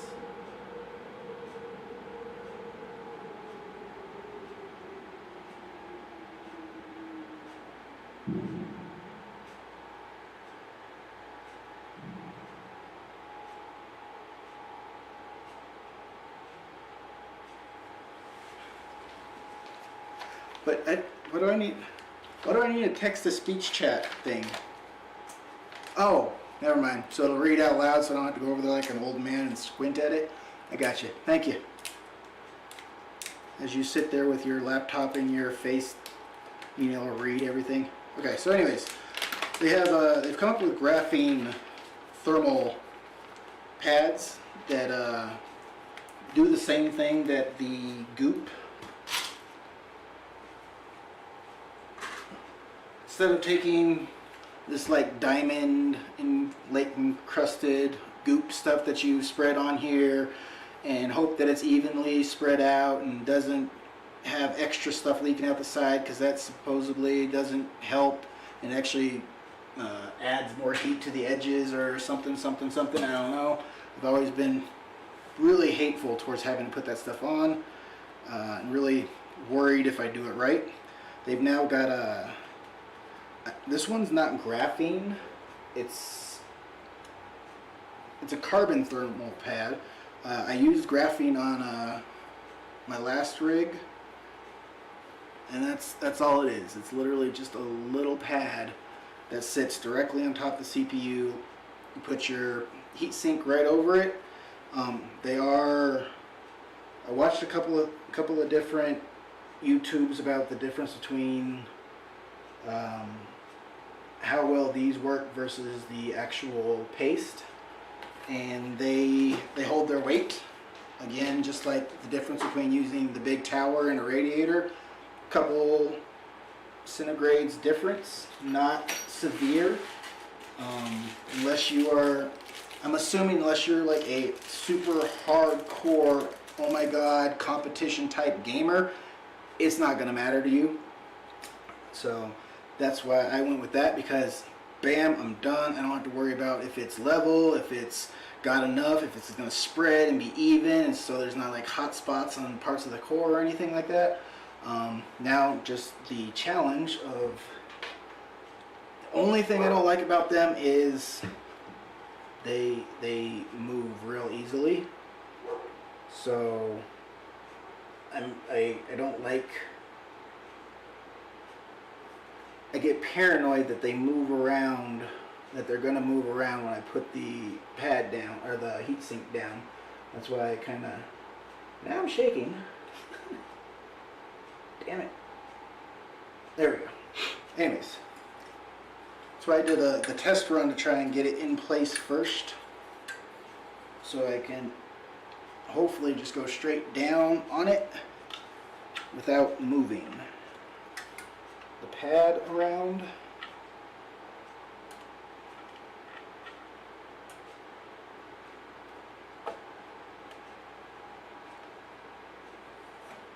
Alright. One thing to note about the graphene pads that was said is, even though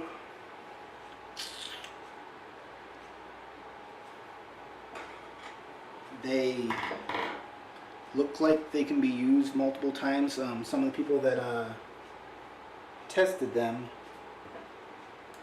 that was one of the things that they were thinking is, well, we're doing all these benchmarks and whatnot. Of course, that doesn't work. We're doing all these different benchmarks to, of course, I just dropped it. We can use these instead of having to, goop over and over and over and whatnot. And they found after they used them so many times that they lost the effectiveness. So they're essentially a one-time use. You can probably get away with 2 or 3 times. I think they got, by the 3rd time, it was a pretty much, you need to stop using it and replace it. And of course, this did not stay in place.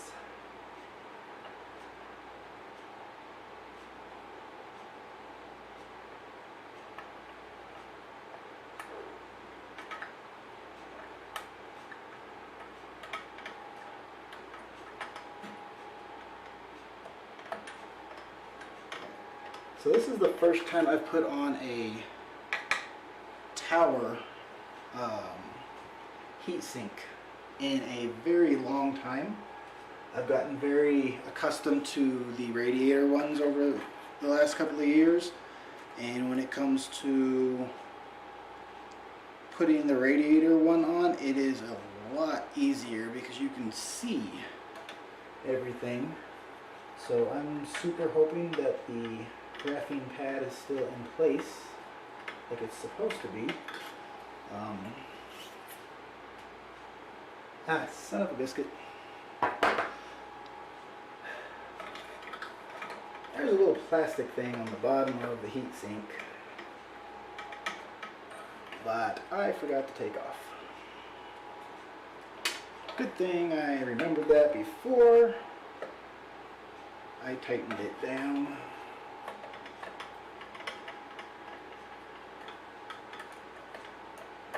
But anyways, what they're thinking is, in the process of when you tighten down the heat sink onto the graphene pads, it smashes them and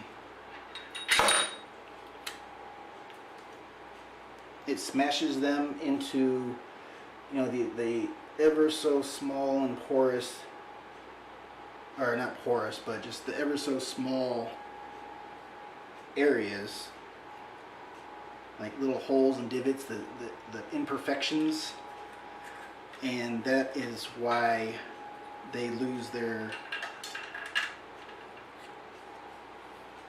usefulness,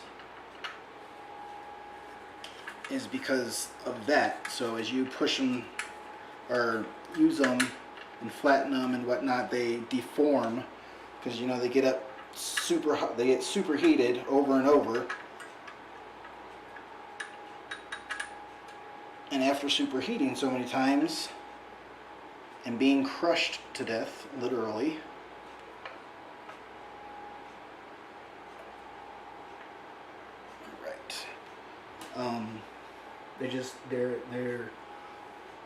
they're not viable anymore for their purpose. So before, if you do ever use one of these graphene pads, before you lock everything in place, make sure everything is as it needs to be. Just like I realized I forgot to take off the little plastic piece on the bottom, and now I can't find the screw. Again, freaking screws.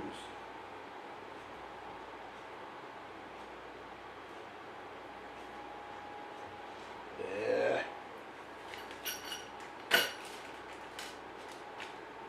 Because how, well, you might be able to take it off once or twice. You know, you don't want to start pushing your luck and take it off any more than you absolutely need to. And once you do it more than once, you should probably, you know, think about replacing your graphene pad. They're, like I said, they're not terribly expensive for about what you pay for the high-end paste that you can put on. You can buy a graphene pad and save yourself the hassle of trying to get the paste on correctly and whatnot. And god dang it, how do I keep losing everything? Like, seriously.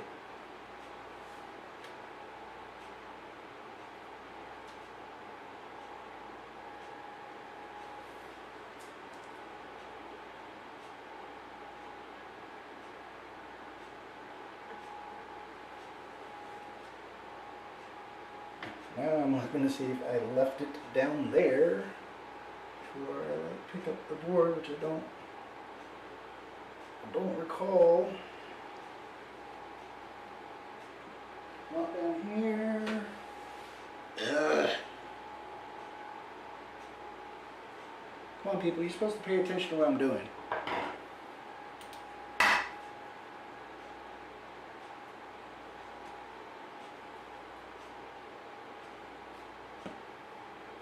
Alright, well, looks like I have to find another one.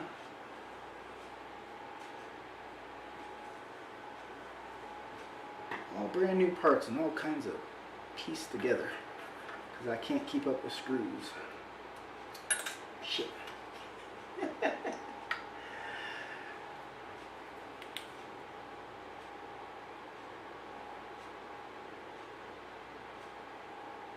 Oh, gotta pull this off now because I dropped the screw.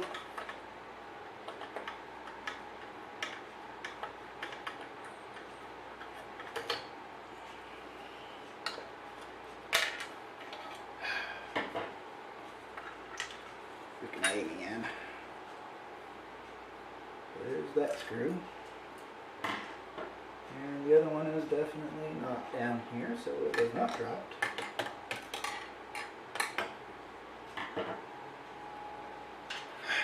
One more again. One more again.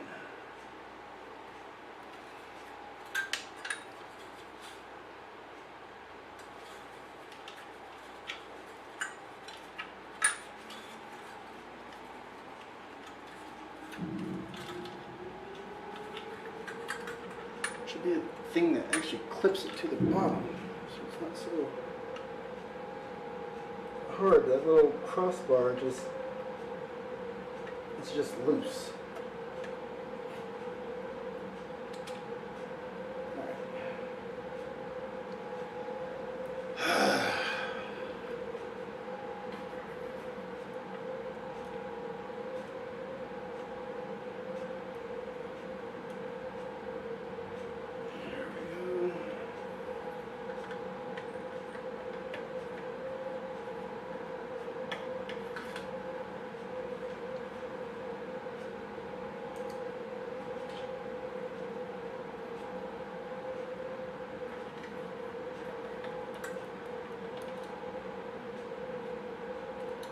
And the little bit that I was playing with this before, found the screw right there in front of my face all the time.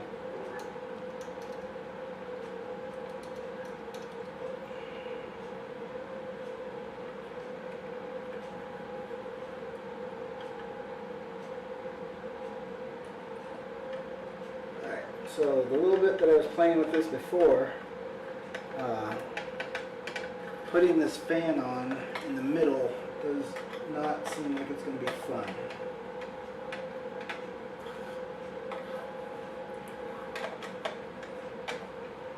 So if you're familiar with how to change a tire or any of the other things where you want to have even pressure, I'm alternating back and forth with a couple of turns each to pull the heat sink down onto the pad nice and tight, but evenly.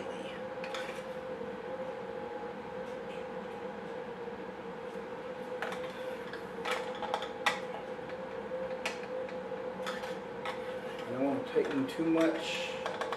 I don't know. Okay. So I was kind of worried about if I over tighten it, if it'll strip out the bar, but it's pretty well made in there. This thing has two little things that go over the screw hole to make it nice and pretty. And that is right on the edge of that wall board thing that's going to go here. You know, the cover, case cover.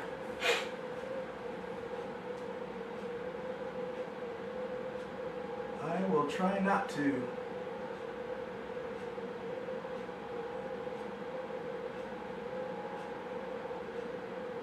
Yeah, disappearing screws right in front of my freaking face. I don't know why y'all didn't see that. It was right there. Just let me look around all retarded like. Oh wait, that's not PC. All stupid like. Alright. That's in. Now we got to find the other fan. That goes in the center. Figure out how it clips in.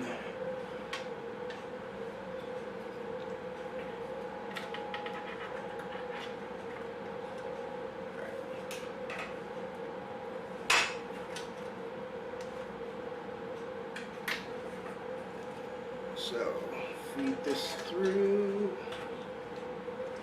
feed the fan in.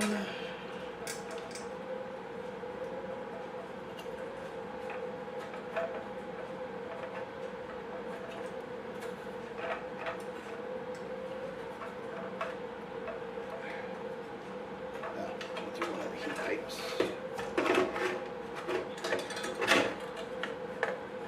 Thanks for joining Mystery Flask. What's in your flask?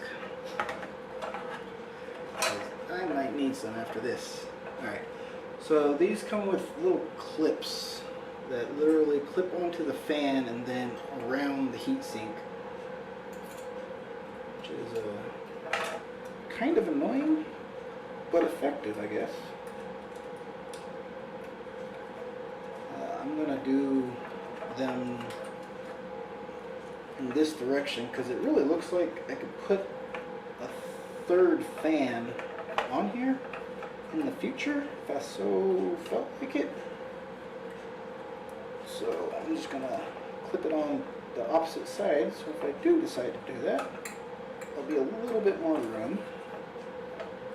Stay there. Another thing to consider when you are building a PC, make sure that the fan that you're installing will clear your RAM, because the heatsink is just barely tall enough for me to put in the other 2 sticks of RAM, which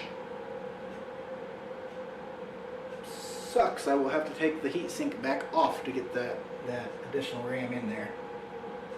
Damn it!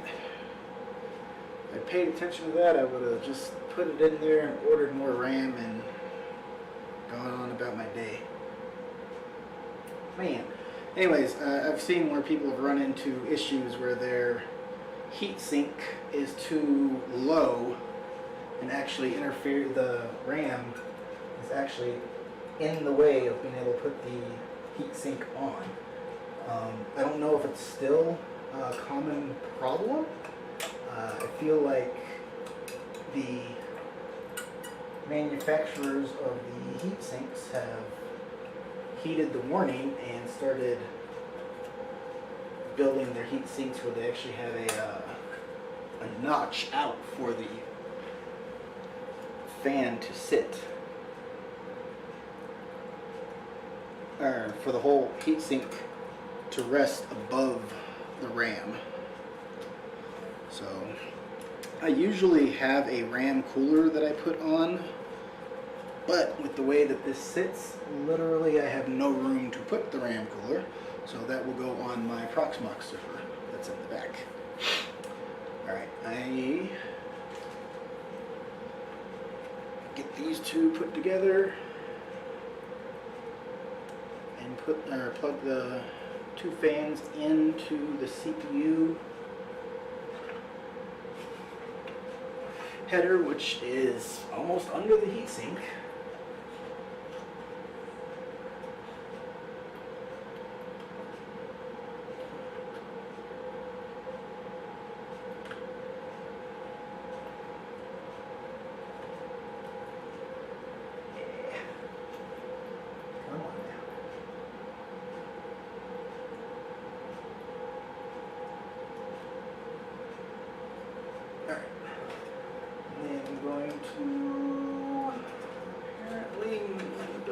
Space to cut. Ow! I found the screw! Ah! I found the little tiny itty bitty screw. I stepped on the damn thing. It's almost like a Lego. So tiny and small and insignificant looking, but it kind of hurt. Not quite Lego level hurt, but it kind of hurt.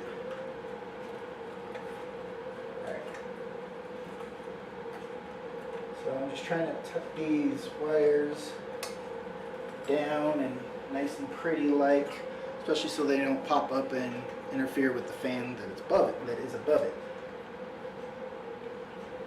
All right.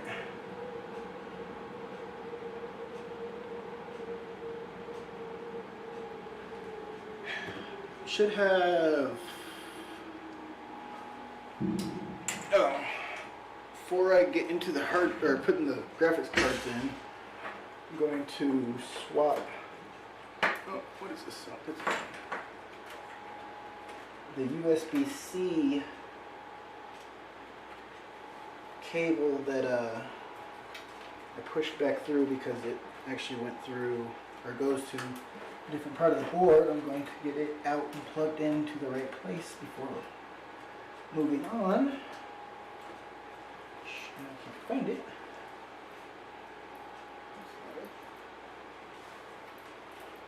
Oh where did my USB-C go? Oh where could it be?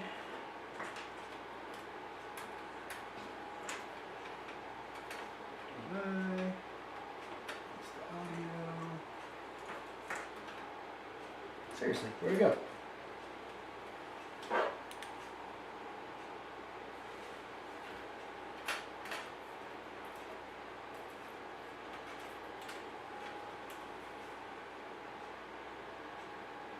Man, I am losing it. There's two cables. So it's these two cables. Oh, dummy. This big ass cable right here. Alright, feed it back in here. And then drop it over. Too high. Feeds back into here.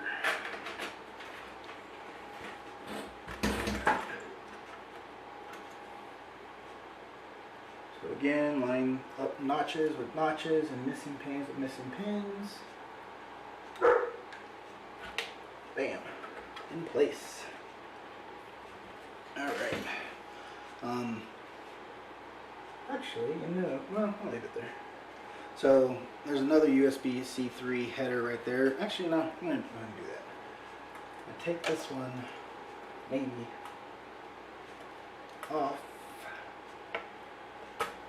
and put it there so that in the future, if I so decide to add more USB 3 ports, I can just plug it into the one that's hanging off the top instead of fighting to get to the side, considering that and I put it right back where it came from, the graphics card is going to be in the way of getting down to these guys here.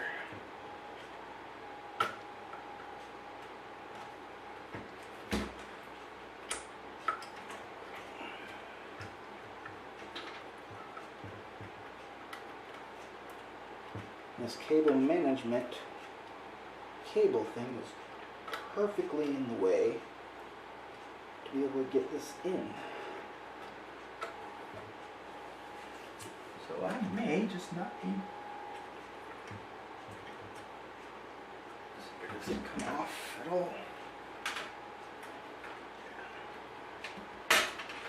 There we go. I lost the cable.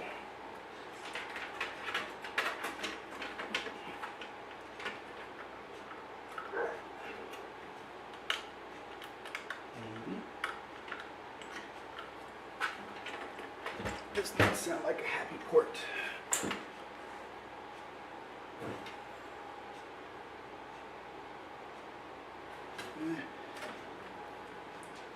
See if we can get it in there. The pin, like I said, don't try and force anything, so I kind of slightly bent it, one of the pins.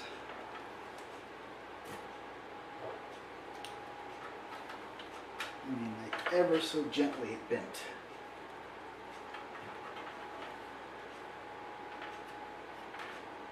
But should be able to still get it in place if I rock it in from the side.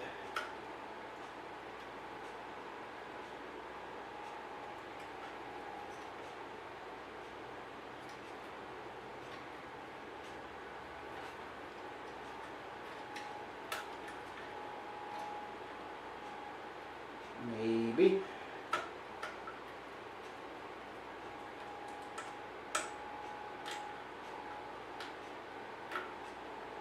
I don't know if you can hear those awesome sounds. Yeah, so,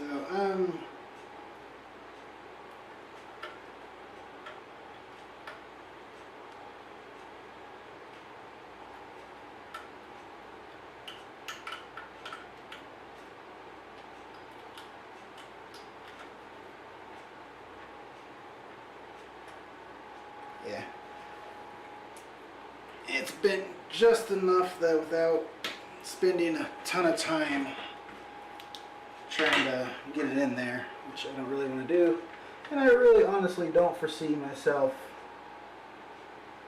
adding any more of that particular USB. The port right next to it I think is the 3.1 Gen 2 port, and if I do add anything it would be off of that one.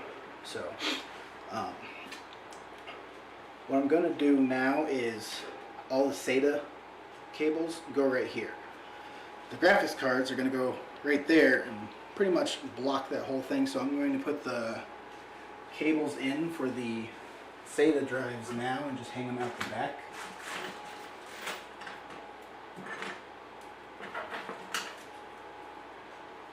I prefer SATA cables that actually clip in place permanently.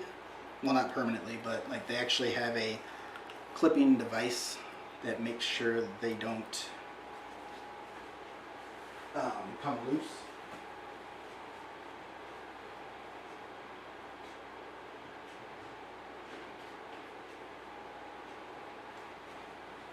I have had that problem before where, you know, digging around in there, you'll knock the cable just barely loose. Doesn't look like anything's wrong, but you'll spend freaking 20-30 minutes minimum going, why is stuff not working? Oh man, my drive just died or whatever, when you eventually go in there and look and it's like, oh, the cable's loose. That was the only problem.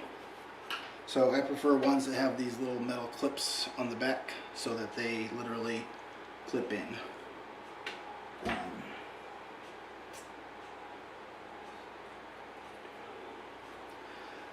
I don't remember, but I want to say, does it say on the board? It does not. Yes, it does. And I can't read the other one.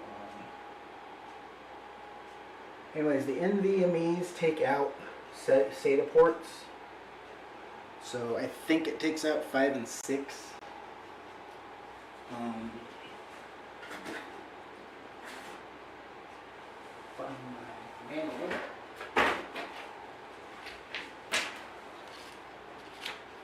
Again, something you want to figure out ahead of time instead of being in the middle of streaming and going, "Er."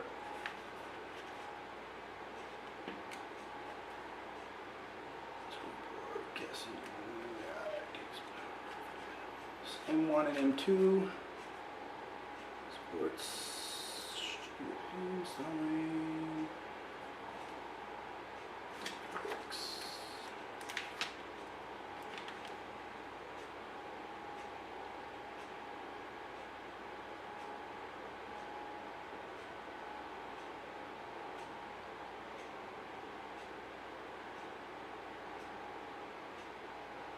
Oh. That gets interesting. So on this board, if I put in 2 M slots, if I put in the 1 and 2,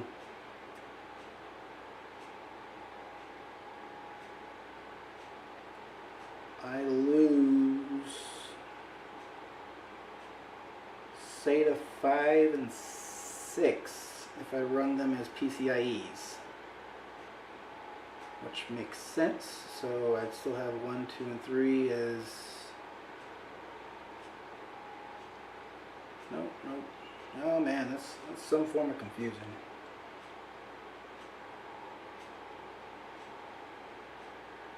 Wow. Yeah, that's oh, hey, there's a whole diagram over here that says what to do. Night name. Good night, Shadow. I will be here for maybe another 20 minutes, tops probably, after I read this. So 2 PCIAs and 4 SATAs. I will need to plug the SATAs into 6, 4, 3, and 1.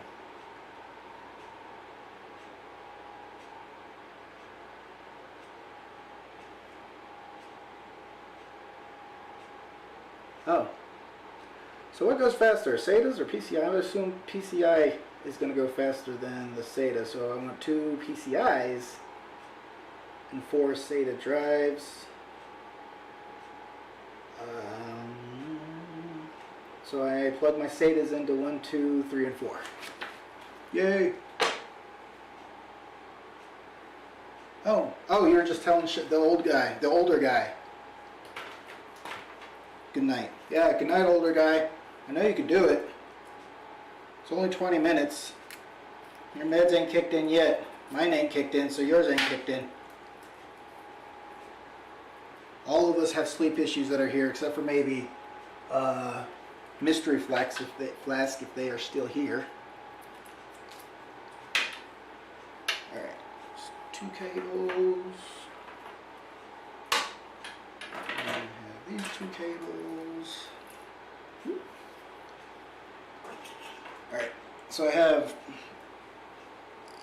being picky, 2 white ones, 2 black ones, because these are going to be my, I'm going to put in my old M2 drives that I have, but since I RAID them together, or if I RAID them separately, I know this is going to be SATA 1 and 2, and this is going to be SATA 3 and 4.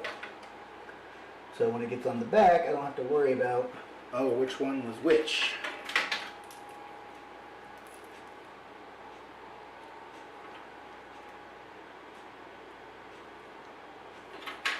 Alright. Backwards.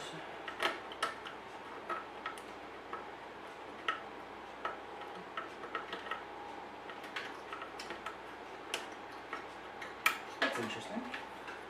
So usually they flip them around, so one's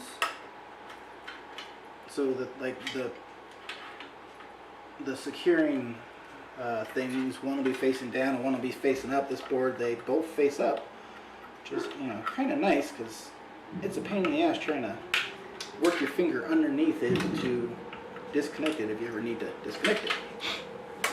Alright, then we will feed these through, and then it's the graphics card after this.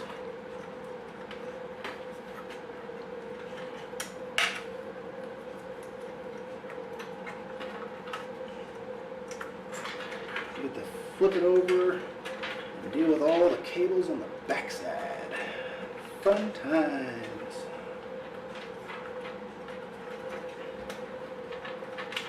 Alright, down it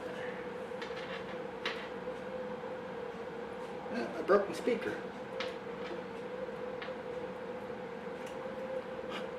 Ripped it right in half. Do I have my other ones in here? So I got smart because I was constantly dinging around with this stuff, and I just bought extra speakers and other cables. Let me see if I have one real quick out here.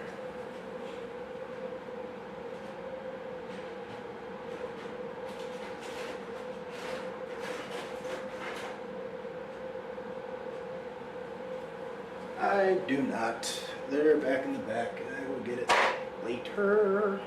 Anyways, so graphics cards are going on next. So these are 2 1080 Ti's. Depending on how big I get into doing streaming or whatnot, I see that the new graphics cards are actually not that bad a pricing. So I might actually look into just going with like one of the through 3070s, because they're only $5,000, and then down the road throw in a second one.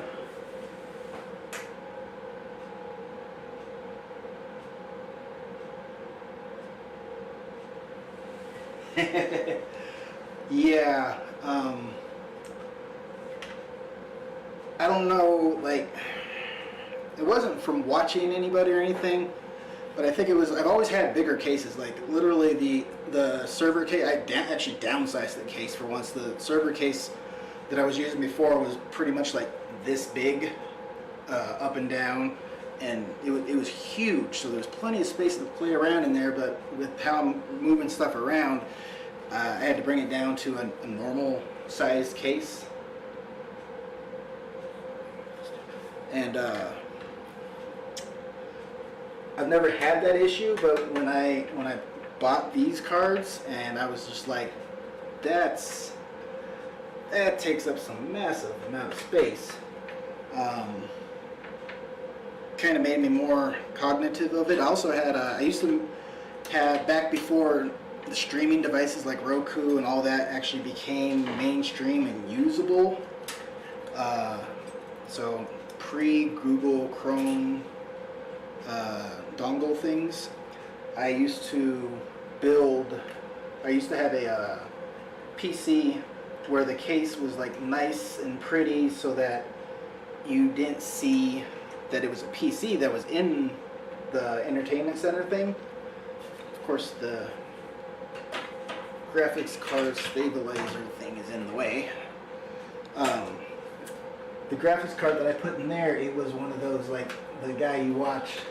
I wasn't bummed. It literally was just, you had to finagle it a little bit, but it went in, but it was close.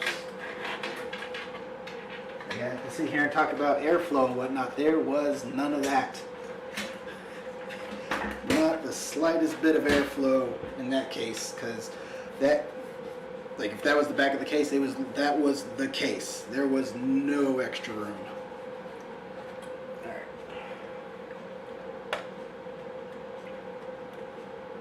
Come on.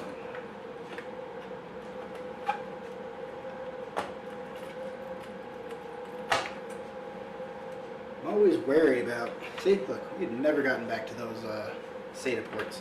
I'm always wary about putting in anything in the PCI slots. Like when I was growing up, well, back in high school, when I took my first class that had anything to do with PCs and how to build them and all that, that was the first thing anybody broke, was the stupid PCI slots. Trying to shove the cards down in there. Alright, one in. I guess I'm going to unscrew them first. I'll tell you one thing I still don't understand is, I see you talking, I'll be over there in a second. The other thing I've not quite grasped the concept of is how the PCI ports work, because like this one's in, it blocks one of the PCI X4 ports, and then you can use this one, but if I finagle a card down in here, then it shuts off one of the other ports. That one's like a little bit over my brain power to understand, but I know it is super important to know.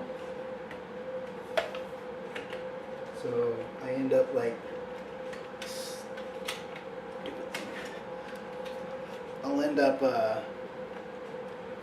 basically just, you know, put it in there, hope it works. If it doesn't work, then I'm just out of luck.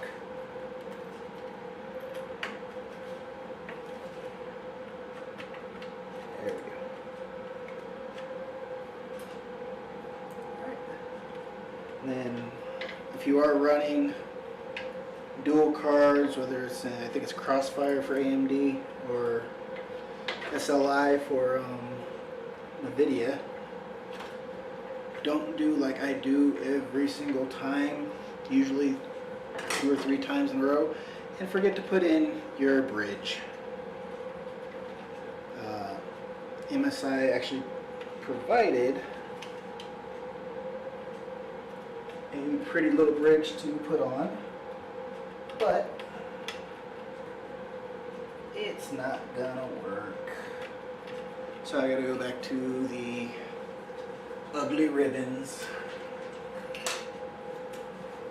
But yeah, every time I build these, I always forget to freaking put these ribbons back on. And I have to go take it apart again and put them in. OCD, I push them down in there.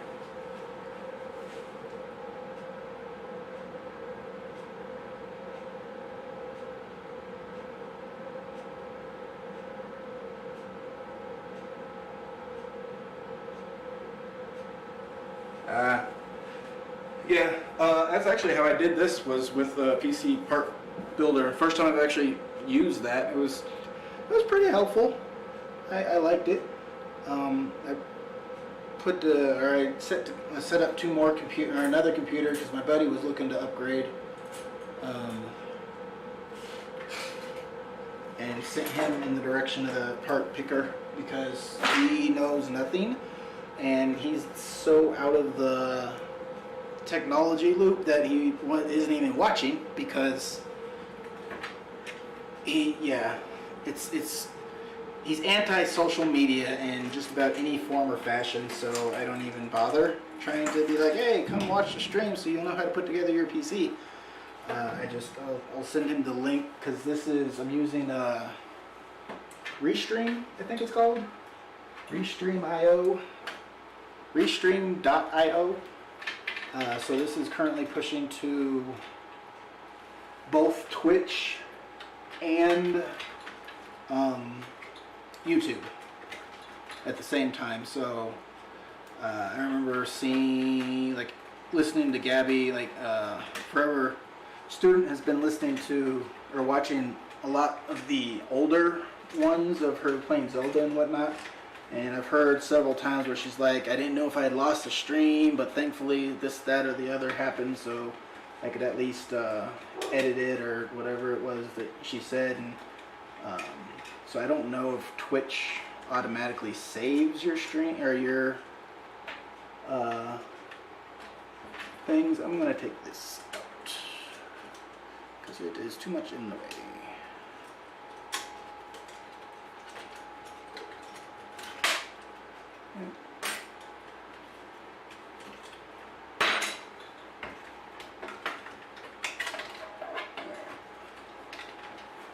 So right now I'm just feeding the power for the video cards through slowly but surely.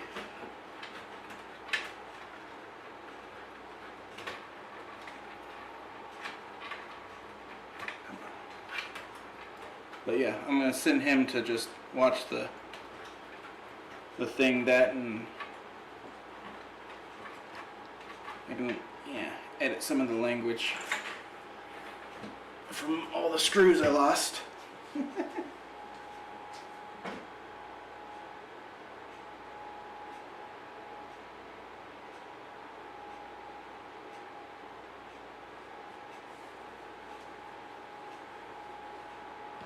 Oh, well, I have not seen that setting yet, so I doubt that they are saving my stream. Alright. But like I said, it's going to YouTube also on the Shadowed Creations there. So it's being saved, and I'll have to look into that. I'd prefer to eventually get to the point where I'm just saving it as it streams so that I have the full quality on hand. So the OCD of me says that we're going to tuck this back away and use the end of the cable.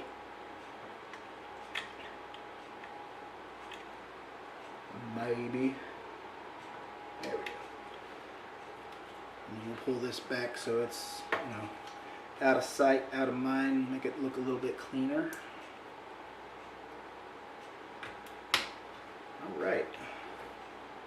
So literally that's everything, I believe, for the front half of this case. Flip it over. Before I lay it down, I'm going to feed these back through so that I can actually see what I'm doing and don't damage anything like I'm trying to do anyway.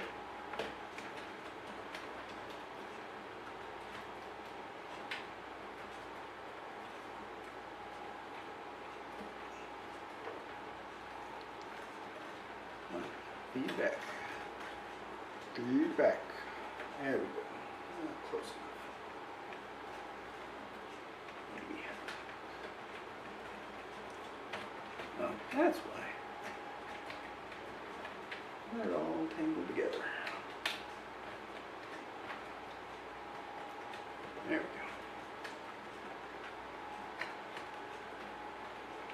go. Okay. All right. So that's almost fed all the way back. Well, it's not fed all the way back, but it's down, out of sight, out of mind, nice and pretty, all in here. Before I flip it over, I'm going to double check. We have the fans. We plug the fans in. We plug the motherboard secondary piece, CPU power back in down here. Got the headers for the fans connected over here. The single power switch over here. I'll put another speaker in there eventually at some point. USB, another fan, power. All this is connected. This is on good and tight. So we're going to go ahead and flip it over. And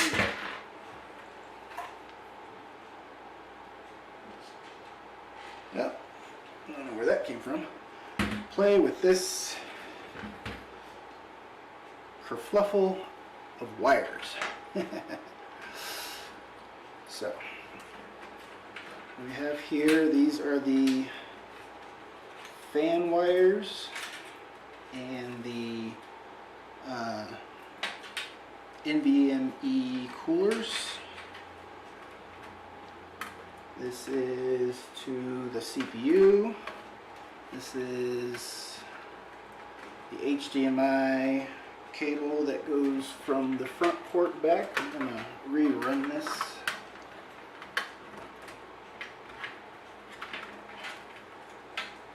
In a second. Alright, and we have fans. These are all extra cabling. Here's one SATA, two SATA.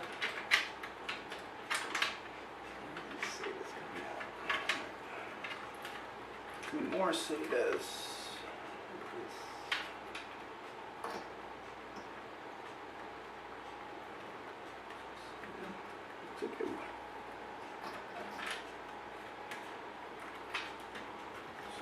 So one of these guys is mixed up some kind of way. That's what's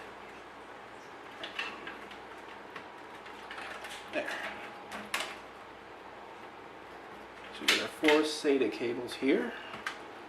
I'm going to feed them under this towards this. Actually no, because the 4 M2 drives that I have,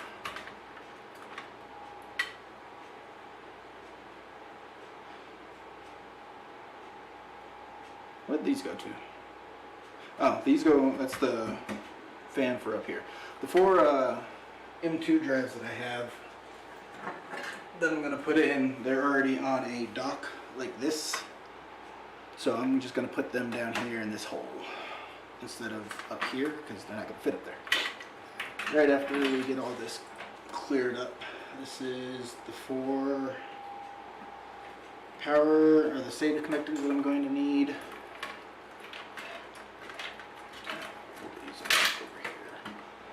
This is the USB-C cable. This is a power cable that I can kind of shove down here.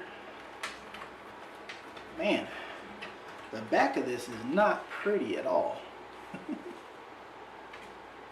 Alright. Still don't know what this is for. And the power wire that's coming off the front, I completely forgot to look at that while we were up there. Alright, so plug in the 2 top fans. I have 1 cable. Yay, I lost it. There it is. So these were going off of this. Bam. Bam. Oh wait, these are 4-pinners. These are 3s.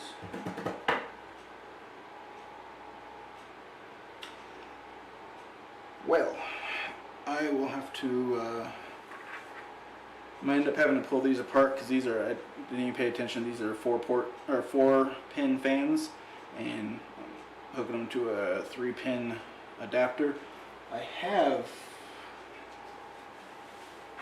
know I have a 3-pin splitter, so I'll fix this one tonight, but I don't have any 4-pin extensions for those 3 fans up front.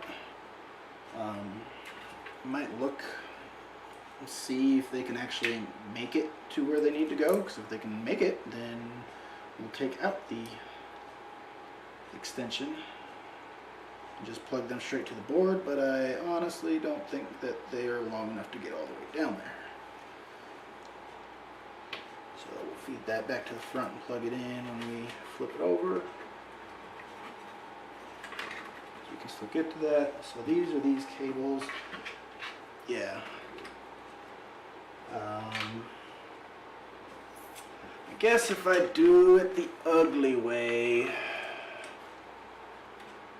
I could probably run these guys through the front of the case, like the top side where they'll be visible.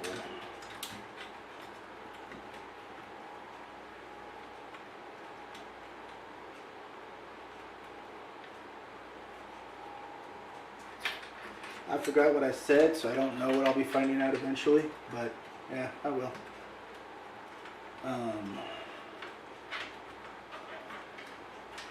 Let's see if I can get these run up to the front before we play with the rest of this.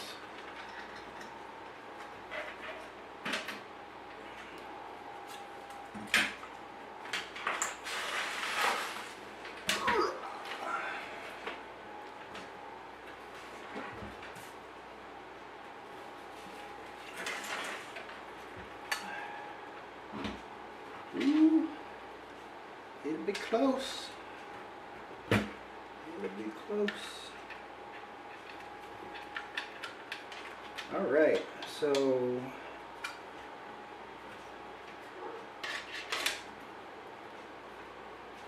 two of them will make it, and the motherboard actually came with one extension, I assume, because it looks like it goes to fans.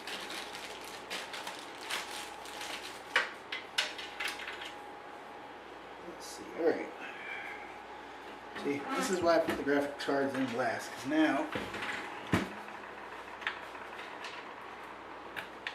have to plug things in. This little area down here where I can't see anything, of course. So this one going far,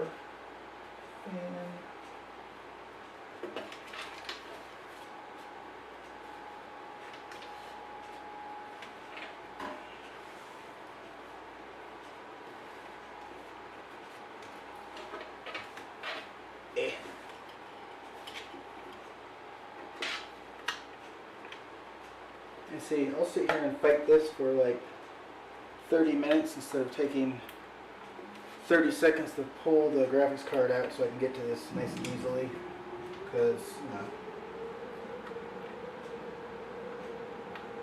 you know, why do that when I can sit here and do this forever? Alright, one.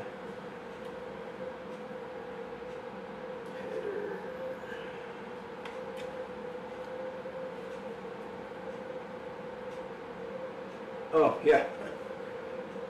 Hey, speaking of the front cable one, while we have this flipped over, maybe before I put it all the way back on the other side, I'll remember to look.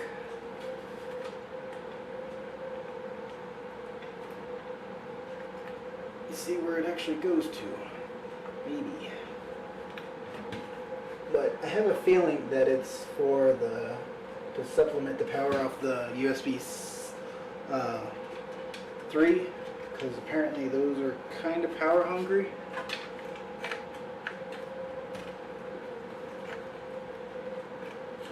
I didn't look to see if there's a... Ooh, it's right there. Let's see.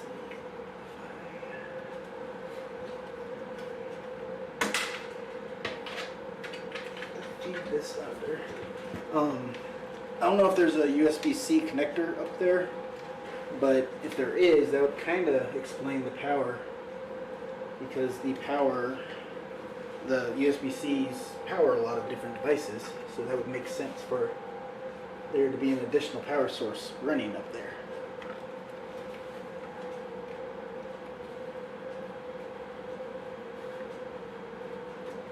Alright.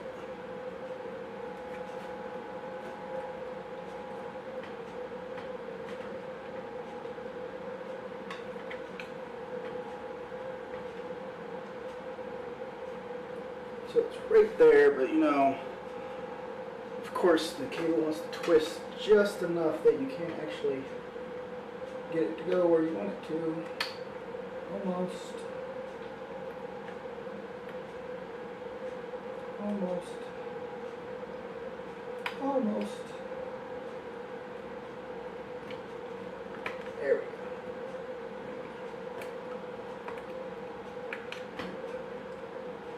Come on now.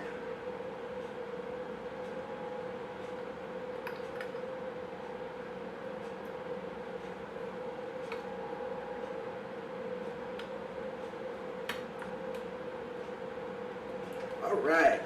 Woo! No extension. All right, so let's look. Goes up front.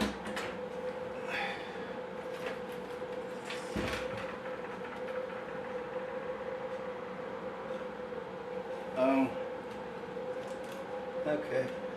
So this is gonna be all pretty and bright, I'm assuming, because that's where it goes. That sucks. Electrical tape to the rescue. Oh, hey. Nope. Alright, get this flip back down so we can finish cable management.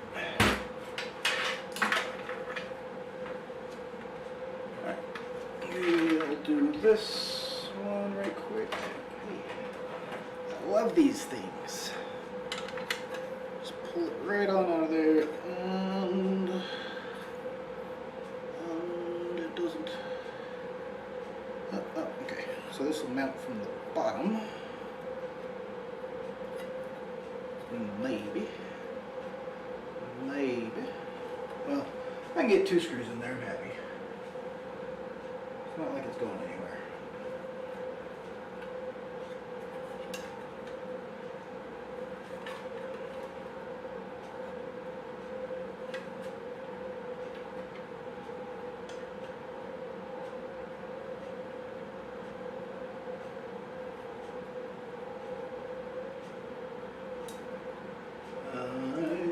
Screwdriver.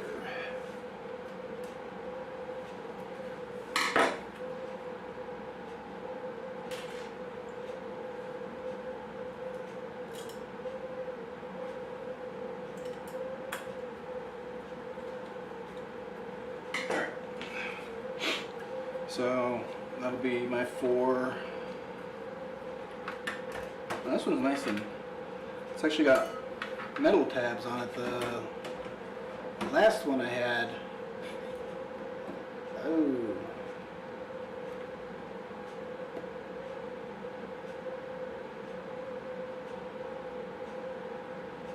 here's a problem. Both the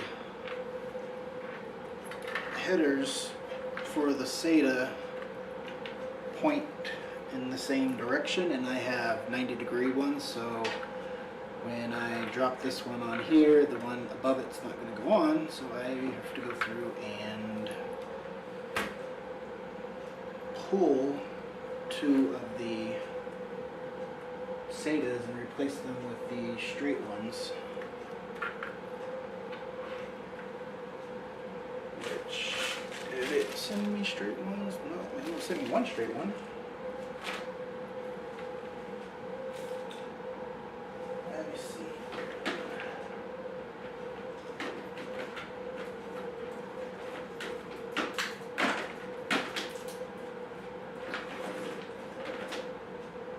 There's one.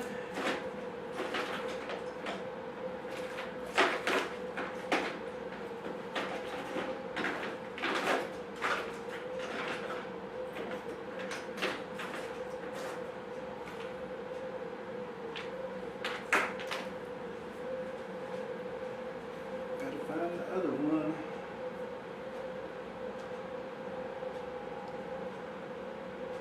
I wonder if there's enough room over here to just flip the SATA cable upside down. Or sideways. There is not.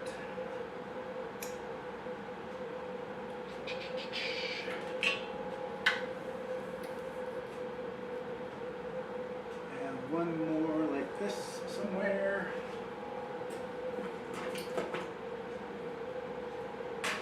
Okay. There they are. Be long enough with it. Yeah. Long enough, alright. So I'm going to have to pull. Of course that messes up my color scheme.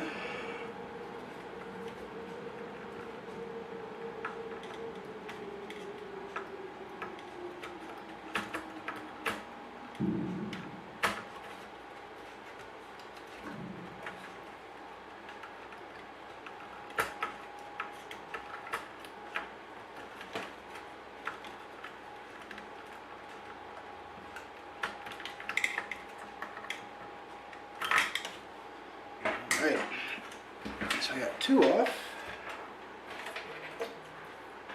and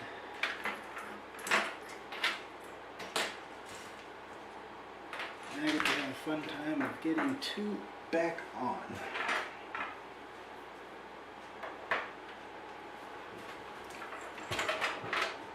I wonder if I can do it from this side. No.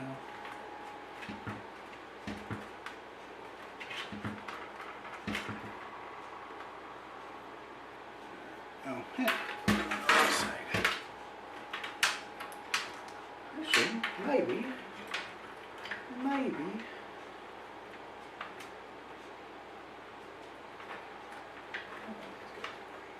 No.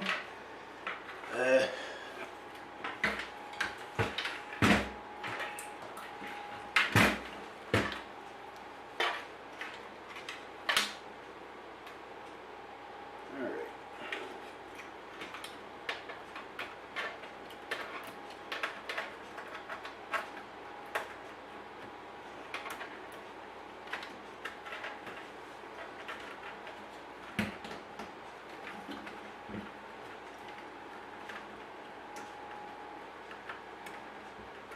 Almost. Okay. Now, as nice as this little cable management thing sounds, it's really actually just in the way.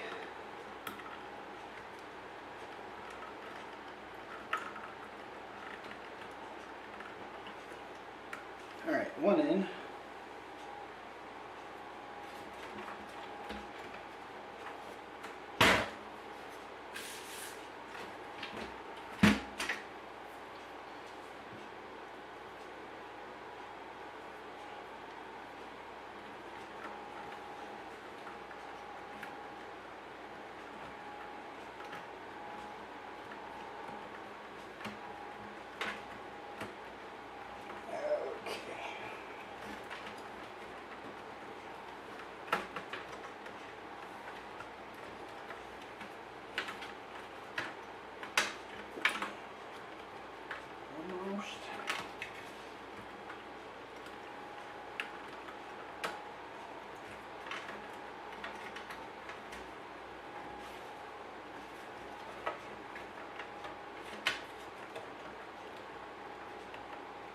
Not sure what's happening.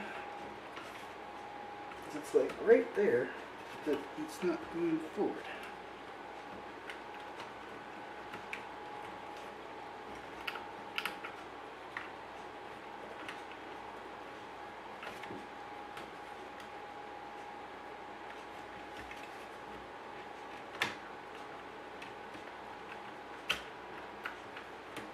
Oh, there it is. It was stuck on the clip on the one underneath it.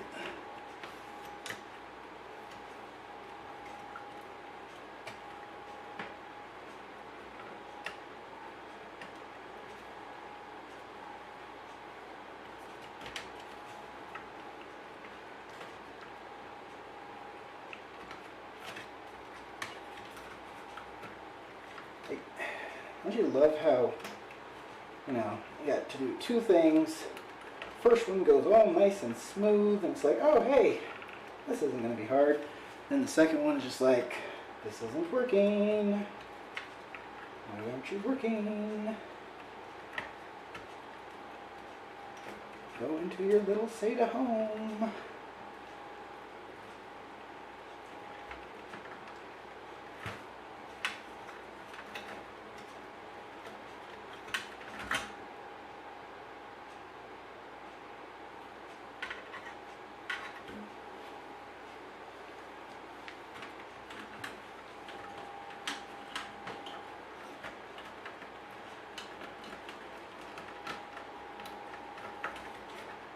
And this one cable in here is going to be the fight of my life. There. Whatever. Okay.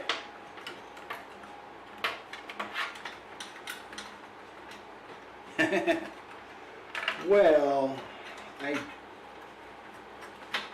don't know if everybody would want me to have smaller fingers. Flip back over.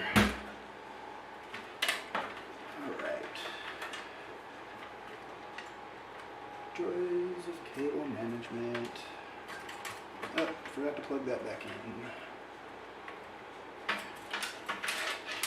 So these guys are out.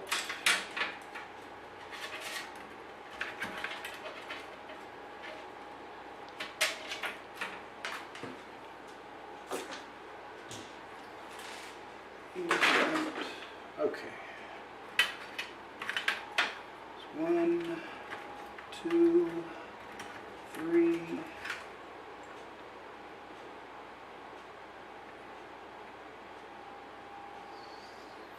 Fucking kidding me.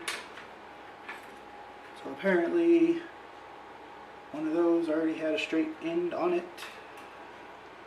Or, yeah, whatever. So okay, well, anyways, now we'll get this plugged in. Oh, these are kind of short, so I'll probably have to do it like this. Give it back.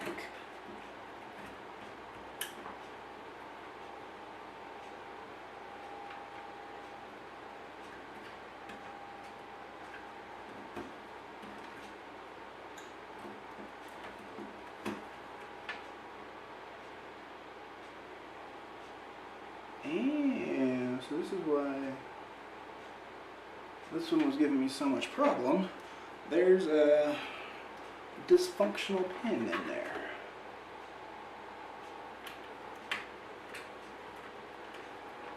So we'll pull that one back out and play the fight game again.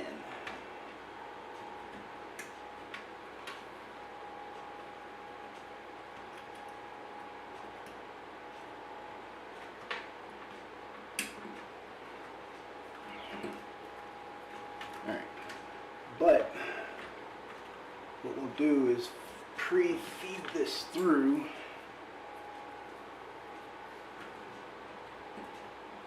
and we'll finish up wiring the back,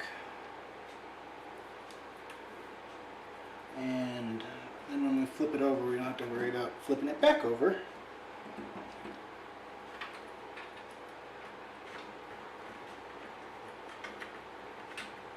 flip it over, double, triple check, make sure everything is good.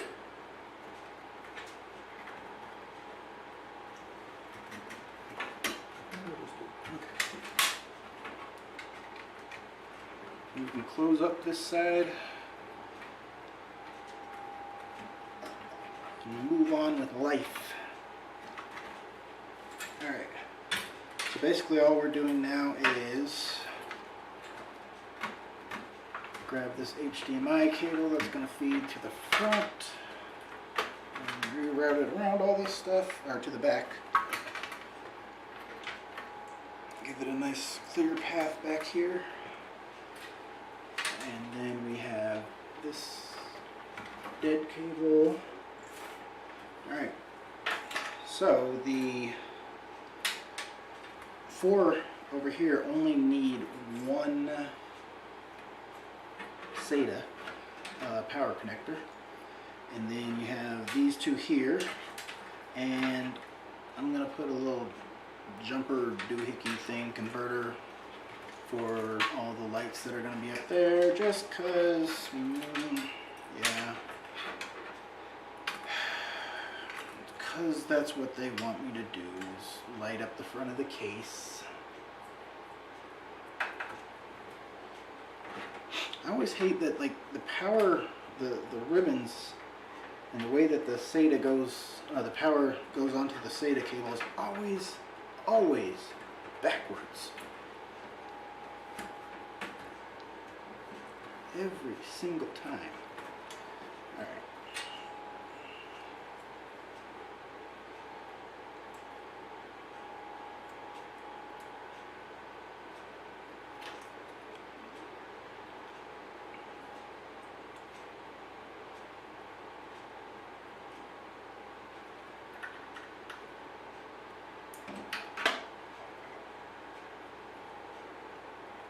There we go. Tuck these down in there. Find the one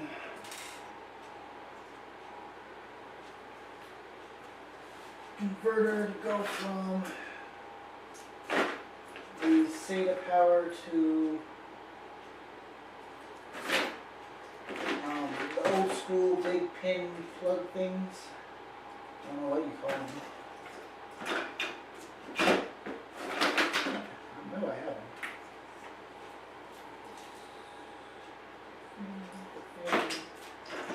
There we go. See? One of these guys. No. That's backwards. Oh, damn it. I'm not putting a whole plug on there just for those lights up there to be pretty and flashy and stuff. Just not gonna happen.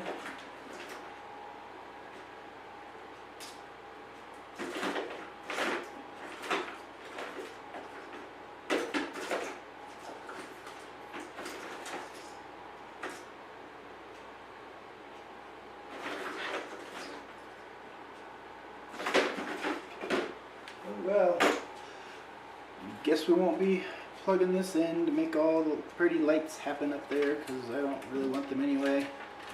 Alright,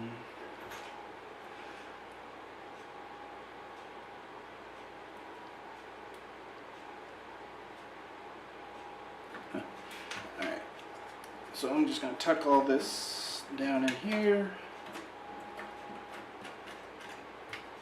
All nice and away, pretty like.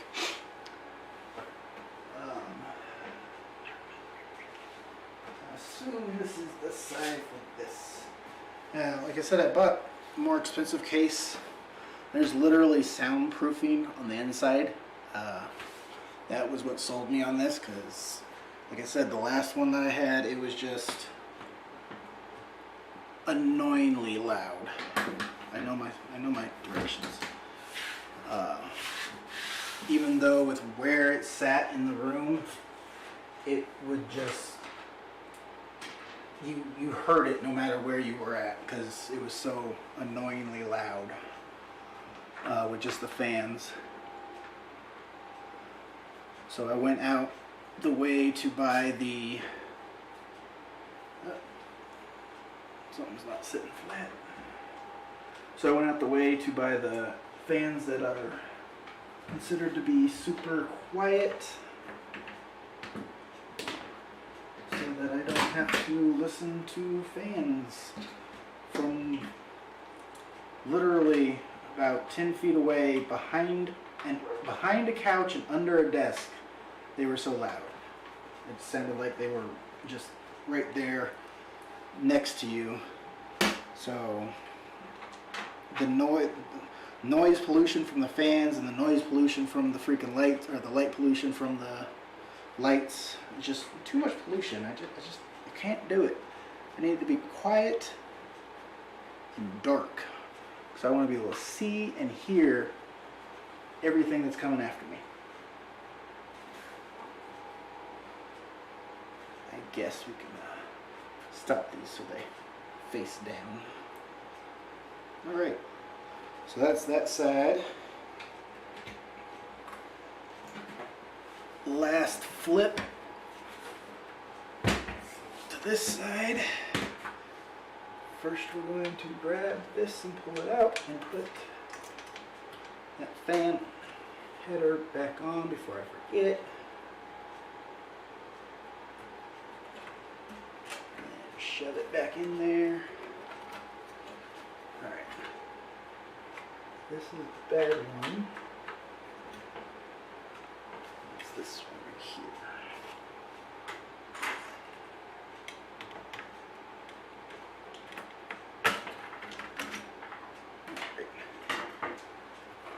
Good one. Here's the good one. Here's the good one.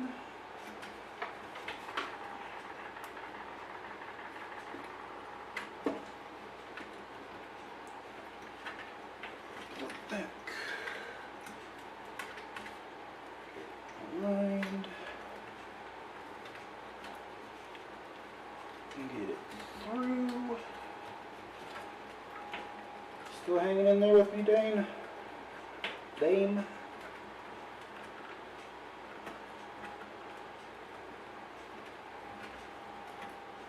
My one loyal follower. Can't even get my own family to hang in with me when I was so close to being done.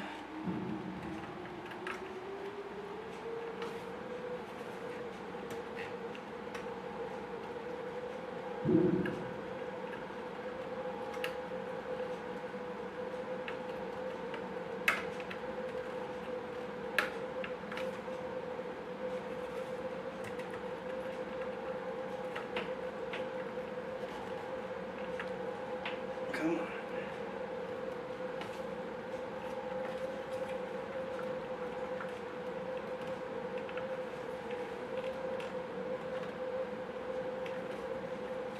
It's like literally right there.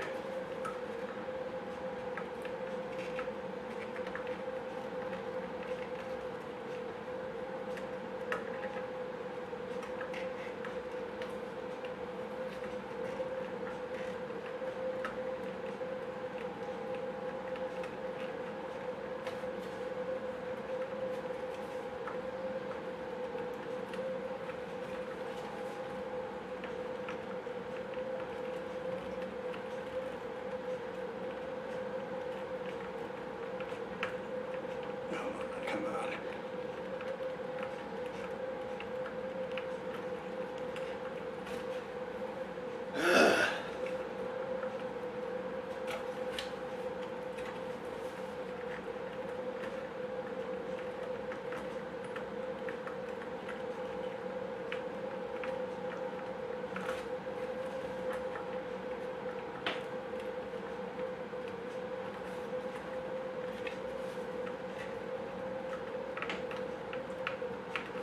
Okay.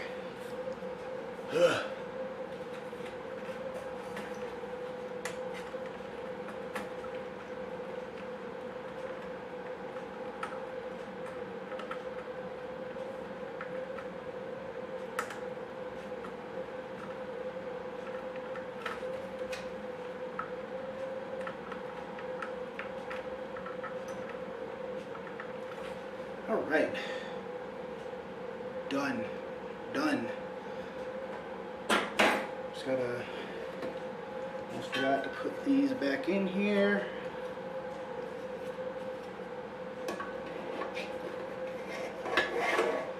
Not totally sure what they're even for. I think they're to put hard drives in. But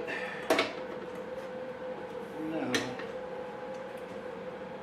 I'm actually not going to put these back in because they are way too close to the graphics card and I want it to be able to breathe. So everything's in. We have a built PC. Find my other side.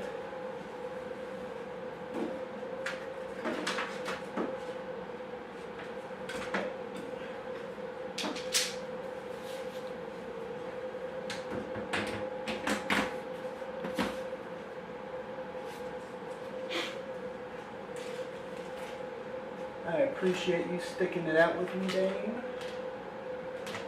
It's been fun, and I can't freaking find the little thing to tie it down. Oh, that right here. Never mind. Well, I found two of them. I'll find the rest. They're all in there somewhere. So I'll put on two. Who's that? Diddley, you here? How long have you been here?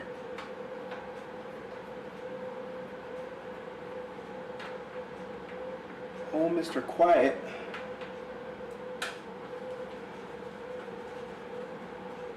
So, now that we're here at the end of the build, question is, what would you guys like to see me play first? Like I said, I would like to go back and try my hand at some of the old stuff, like running clear through the Metal Gear series. Voila! And it's done. Oh, voila! And it's done.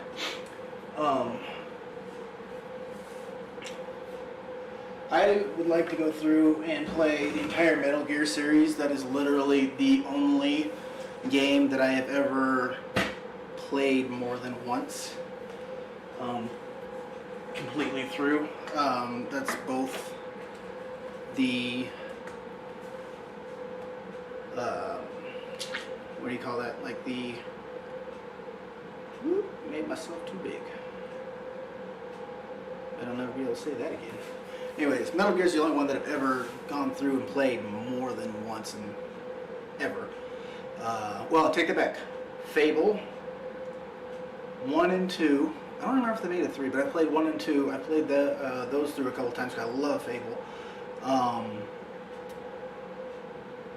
Also, Jade Empire. I don't know. I might have to break out, literally go in the garage and break out the Xbox. I think it was the plain Xbox and stream Jade Empire. That was really good. I actually went through and played that one. Through all the different characters that you could do, or the 2 different characters that you could do. I was actually pretty surprised that they never made a sequel to come out for that one. But I did like, Fable was one that I played through a couple of times. I'm not one for watching or playing games over, but Metal Gear, Fable, and Jade Empire are the only ones that I have done. Well, Jade Empire, I played the other characters simply because the storyline changes a little bit. So like Star Wars: The Old Republic, Star Wars. Yeah, I've played the storyline for a couple of the different factions, and I do want to get back into doing that and playing that again. I think my damn, my head is shiny. I think what I want to do is, if I get into a rhythm of actually doing this, I'll have the storyline games on set schedule to play, and then when I'm just not doing anything or whatnot, I'll do more of the photo editing and that type of stuff, which if people want to see it, that's cool.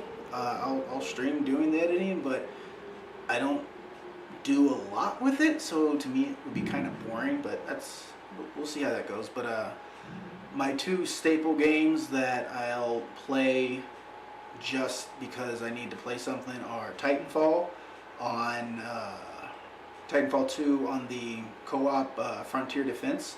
Like I said, I'm not for PvP. I'm military, so I'm trained to look before I shoot, not just come around the corner spraying. So I get frustrated with it when all these different things, especially if I go to playing it off the PC with people on keyboard and all that stuff. So I like playing games that you co-op on. So for games that don't really they have a storyline, but not really one that is in depth or in detail. If I'm just streaming on any random off-given chance, it'll be Destiny, Titanfall 2, or Warframe. Just because those are shooters to just shoot away at, and then depending on who wants to see what, I can try and make out a schedule where I stream playing one of the older games or newer games and get through those. So what was it that you hadn't played in ages?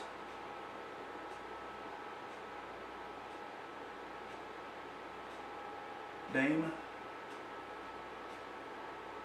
Yeah, Diddy, I don't blame you. You saw the conversation I had with earlier before about the sleep issues. I probably fell asleep too. Metal Gear. Did you play 1 and 2 and 3? And well, 1, 2, and 4. 3 was very confusing until you played 4.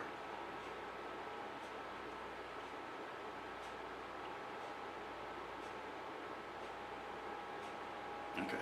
Then I might run. I might run those. Maybe I'll do those on a day, and then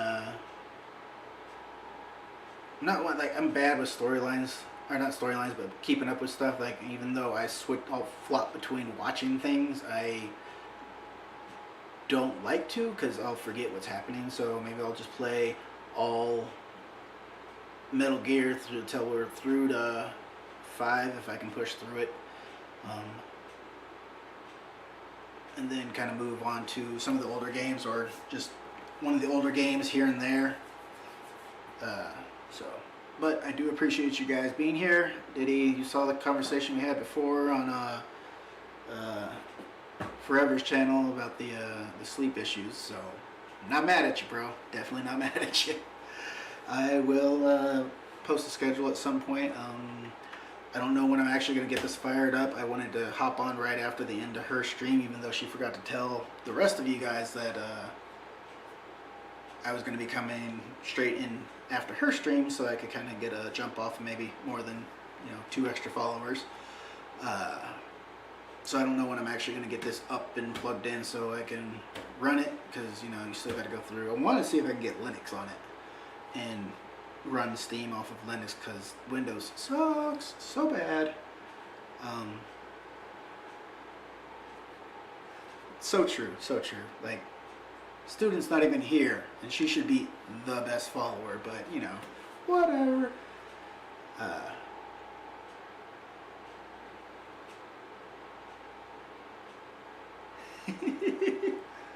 Hell, I want to doubt if she's asleep too somewhere.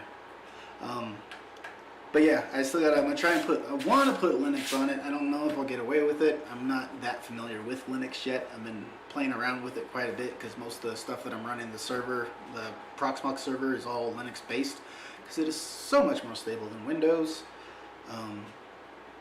But we'll see how long it takes me to get this put together. Plus, I've also got to finish painting the outside of the house. Well, I got to put a clear coat over the outside of the house so that the paint lasts much longer. I have to dig out the walkway on the side of the house so that I can pour concrete over there so that my house can stop sinking, because it's, how old is it now? It is 90 years old, 91 years old. So it has some foundation issues. It's already been leveled once, but the way that there's bad water control, like it pulls around the house, so I'm gonna just put concrete around on these pathways and whatnot and flush it away. Yeah, no, it's not good. Like literally, a student's office it's on an angle. You know, if you ever think about it, tell her to put a pin down on the thing, and then there's not even a roll. It's just gone. I don't know how. Like it gives me vertigo sometimes trying to sit in there. So yeah, I want to get that project taken care of so the water can be away from the house. It can stop sinking, and I can go back and have somebody come out and re-level the house again. But yeah. So anyways, I appreciate you guys being here. Your support is awesome. Hopefully I can become somewhat of a legend someday, eventually. Maybe not. I have a habit of getting bored with things, but who doesn't enjoy getting paid to work, or getting paid to do what you do? And one day I might get to that level. Who knows? Anyways, y'all have a great night. Yes. And I will never forget those that were there with me at the beginning, or whatever rappers say. Y'all have a good night. I am going to sleep. Diddy, you go back to sleep, and I will talk to y'all when I go on again later. Y'all have a good night.